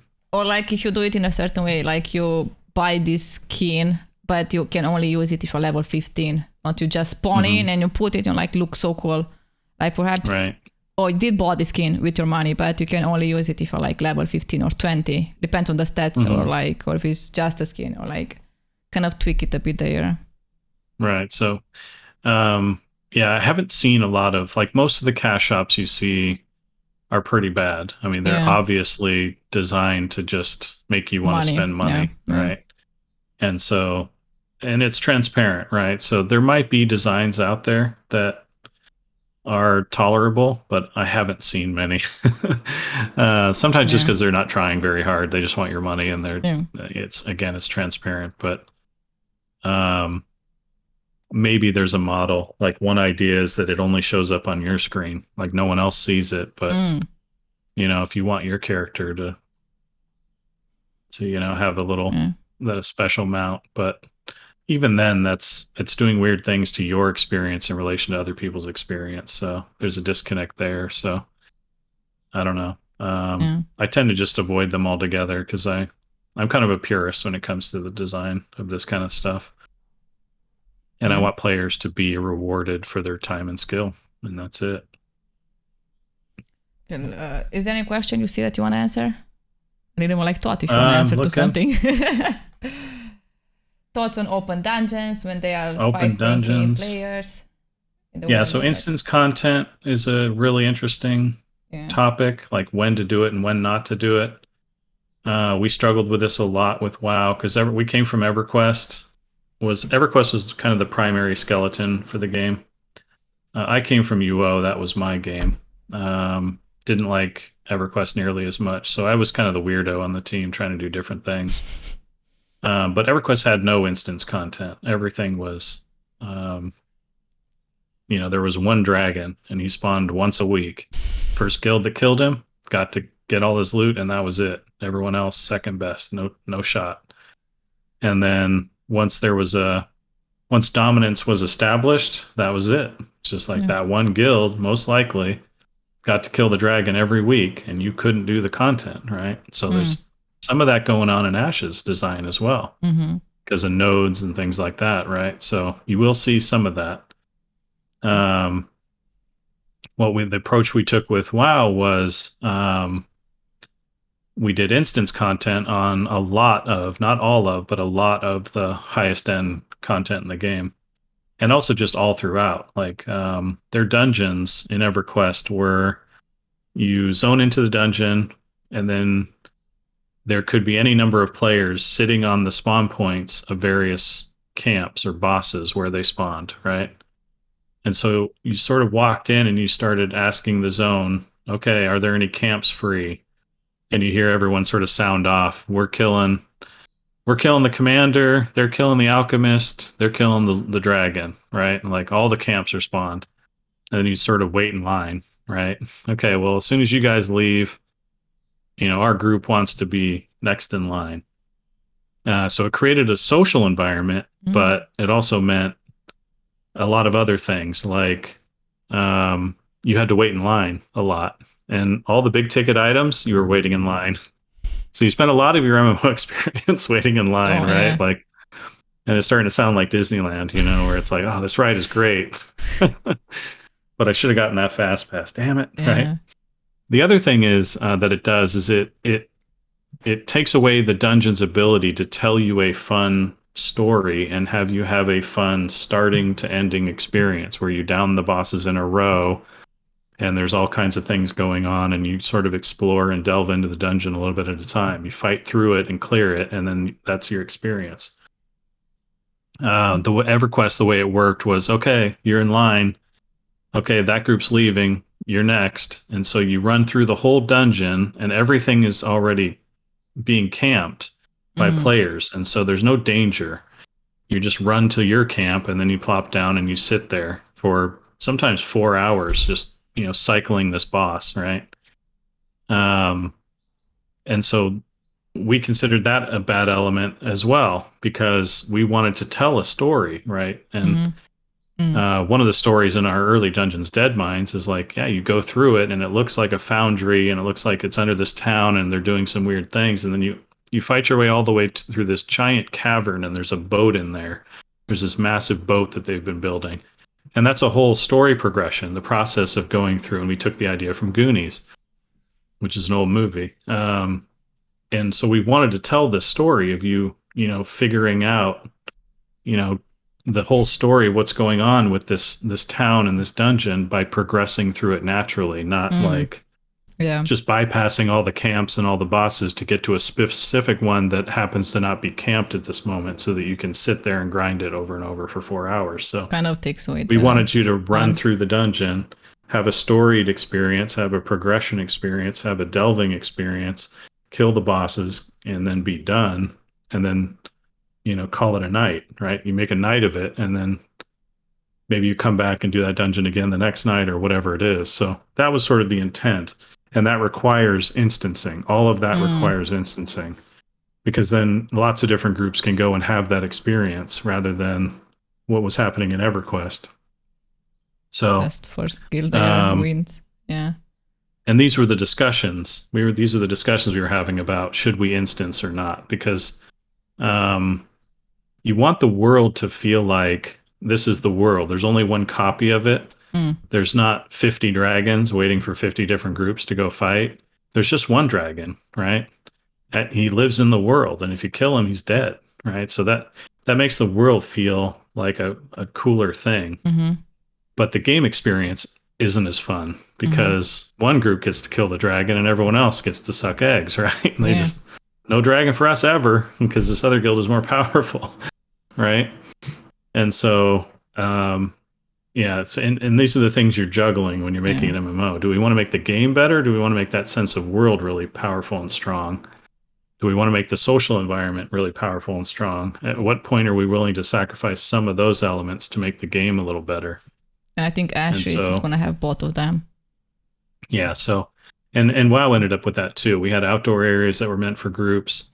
We had outdoor bosses. We called them world bosses that everyone would just kind of jump into and race for and try to kill before anyone else. And so I do think a nice mix is the right answer. But there are consequences to both approaches, right? So there's good things and then there's bad things about both approaches. Oh yeah, and like another thing, talking about like cash app and stuff like that. Another thing I loved about the alpha was like, by killing this certain boss, you get this gear, but by crafting legendaries, you get this other gear. They're kind of like, like the same level. So I love that it's not only just one way to get kind of okay gear. Oh, right. It's like a bit diverse. So you can buy it, you can like craft it, you can get it from bosses. That was fun for me to experience. So the question is, do the materials you need to make the legendaries also come off the dragon? Or did you get them other places? They were from sieges and dragons. The legendaries was from, you went in the siege and you killed these dragons and they will drop like this stuff you will have to take. Yeah, to and then there's other dragons that you kill in and dungeons gives you, and things that give you different loot. Okay. Yeah, so that was really fun. So yeah, I like that mix as well. People always want to know, where does the best stuff come from? What part of the game? And I like the answer to be, well, several. Sometimes it's crafted. Sometimes you kill a dragon. Sometimes you PvP. Sometimes you win a fashion contest. Right? Like, I like that, there are different ways of getting different gear. And then the question is just, well, how good is the second best, gear, right? Like, if I don't want to PvP because I hate it and all I do is like killing dragons, that's all I want to do. And I get all my gear from dragons. Am I good enough? Am I good enough to go fight the next dragon when it comes out? Or do I have to go PvP in order to get powerful enough items to fight the next dragon? So that's the thing about like being forced or being encouraged. One situation is like, oh, I have to PvP to get good enough gear to go kill this dragon, versus my gear is good enough as long as I'm skilled enough to do it. I can make up the difference. But if I'm really, really, really OCD about this thing and I just want the absolute best, then I have to go do this other thing that I wouldn't normally do. But I'm okay with that because I want the best in every slot, the very best item. So then it's up to the player, like, do you want to do this thing? Are you compelled to do this thing? Is it fun for you? Is it worth it? Or is it something you feel like you have to do in order to accomplish your goals? So, and the difference between the designs on those two things is really narrow, by the way. It's a really, really careful thing. You have to find that sweet spot between forcing and encouraging. It's tough to find, but it can be done. Yeah, that was really fun. Anything you want to answer? What if you don't want to wait in line? Yeah, that's a great one. Then things get really rough. There's a race. It's called kill stealing, right? It gets really nasty really quick. But then, again, in environments where reputation matters because the community is small enough, it's like, if this group is terrible to other groups and they're known for kill stealing, then when it comes time to invite them into the group that's going to kill the even bigger thing, they don't get an invite because they, ruined their reputation by being jerks on the server earlier. So, so those things can matter. And, and sometimes, of course, people want to they want to get the developers involved. They want bans to be handed out and things like that. But I always see that as fun social engagement, But there should be social consequences, and I think the game is in a great place when there are social consequences. And a lot of modern design for games has, in an attempt to make the game easier to play, they've eliminated some of the natural social consequences that can come from bad behavior. Part of that because there's just way too many people on the server, so you never have to interact with them. So your reputation doesn't matter. So you can be a jerk as much as you want because there's always a fresh group you can, be a jerk to. And they kind of like do this with like the corruption system. So like you kill someone, you get corrupted, and then you have bounty hunters. You want to be like a whole system around. You want to be naughty or not, and like a lot of like. And there are consequences. Yeah, exactly. The consequences grow the naughtier you are, right? Yeah, so, exactly. So I like that there's tension between players. I like that there's arguments between players, but I also like that there's ways to sort of solve those naturally through social systems. And rep is a big one. Reputation is a big one. And so giving players the tools or having the game design steer the community to the point where reputation matters. And if they really want to accomplish all the goals in the game, they have to be a good member of the community, a productive member of the community, then they will do so. And if they decide not to, the consequences are mean. Well, they don't get a thing. Yeah. They don't get to participate, right? Which feels really natural. Yeah, you cannot bully as much as you want. Yeah, making all that stuff work, though, is a delicate balance. Yeah. I think about music we talked about. Other question was about what we like about the game and what we don't. We had like a whole topic about that. So just watch it on YouTube later. That's right. What else? I'm down for Hager. Who was that? He's one of the like level 11 bosses in World of Warcraft. One of the first guys who kicks your butt. Unless you bring friends. Like I wonder like what else to answer. I think that's it. Kevin, thank you so much for like joining me. It was super fun. Oh, yeah, and, like, a great time. Never realized how smart you actually are, but apparently you're really smart. I wouldn't go that far, but yeah, I was like surprised how much you know about games and stuff. Damn. I've been doing it for a while, but yeah, this stuff is tricky, and by no means have I. Obviously, I haven't figured everything out. There's a lot of different approaches, right? So it's just one man talking, but I have done it for a while, so I formed some opinions. Yeah, and I know a lot of you guys think Kevin is just an ex-developer, but he's also like a streamer. So make sure you guys follow him on Twitch. He's great. He likes to very nice. Thank you. Talk a lot about stuff about games that will blow your mind. So you guys will definitely enjoy his content. And when we play together, I will definitely find ways to kill him. So. Yes. That's also really fun. Treating me like the noob I am. Thank you so much, Luki. That was a blast. Thank you so much for joining me. I really enjoyed it and cannot wait to do it again. Yeah, we should do it again when we have more to chew on. Yeah, I definitely didn't force Kevin to play with me or to be here. No, I will never force him to like go on a podcast with me. Never. Guys, thank you so much for being here. Thank you for the comments and everything. I really appreciate it. I'm sorry we didn't answer to everything, but we've been talking for like almost 3 hours now. Kevin needs to eat and like shower and stuff. I always shower after we do stuff in games. they're making fun of me. I wear this for like a month now, and they're like, when I'm gonna shower it, look, when I'm gonna like wear it now. What are you gonna do with it? It's finally time to like wash it. Listen, you think the characters in the game shower their leather? So there's no way. I don't think they do. You're just role playing. Yeah, I don't think they do. So I'm fine, okay? No one smells me. It's fine. That's right. Only Alex. Thanks, chat. Thanks for watching, listening. Thank you so much. Great questions. And if you're watching this on YouTube, don't forget to subscribe, leave me a comment, and... Smash that like button. Yeah. Smash it. See you in my next one. And I don't know how to end. Alex will help me.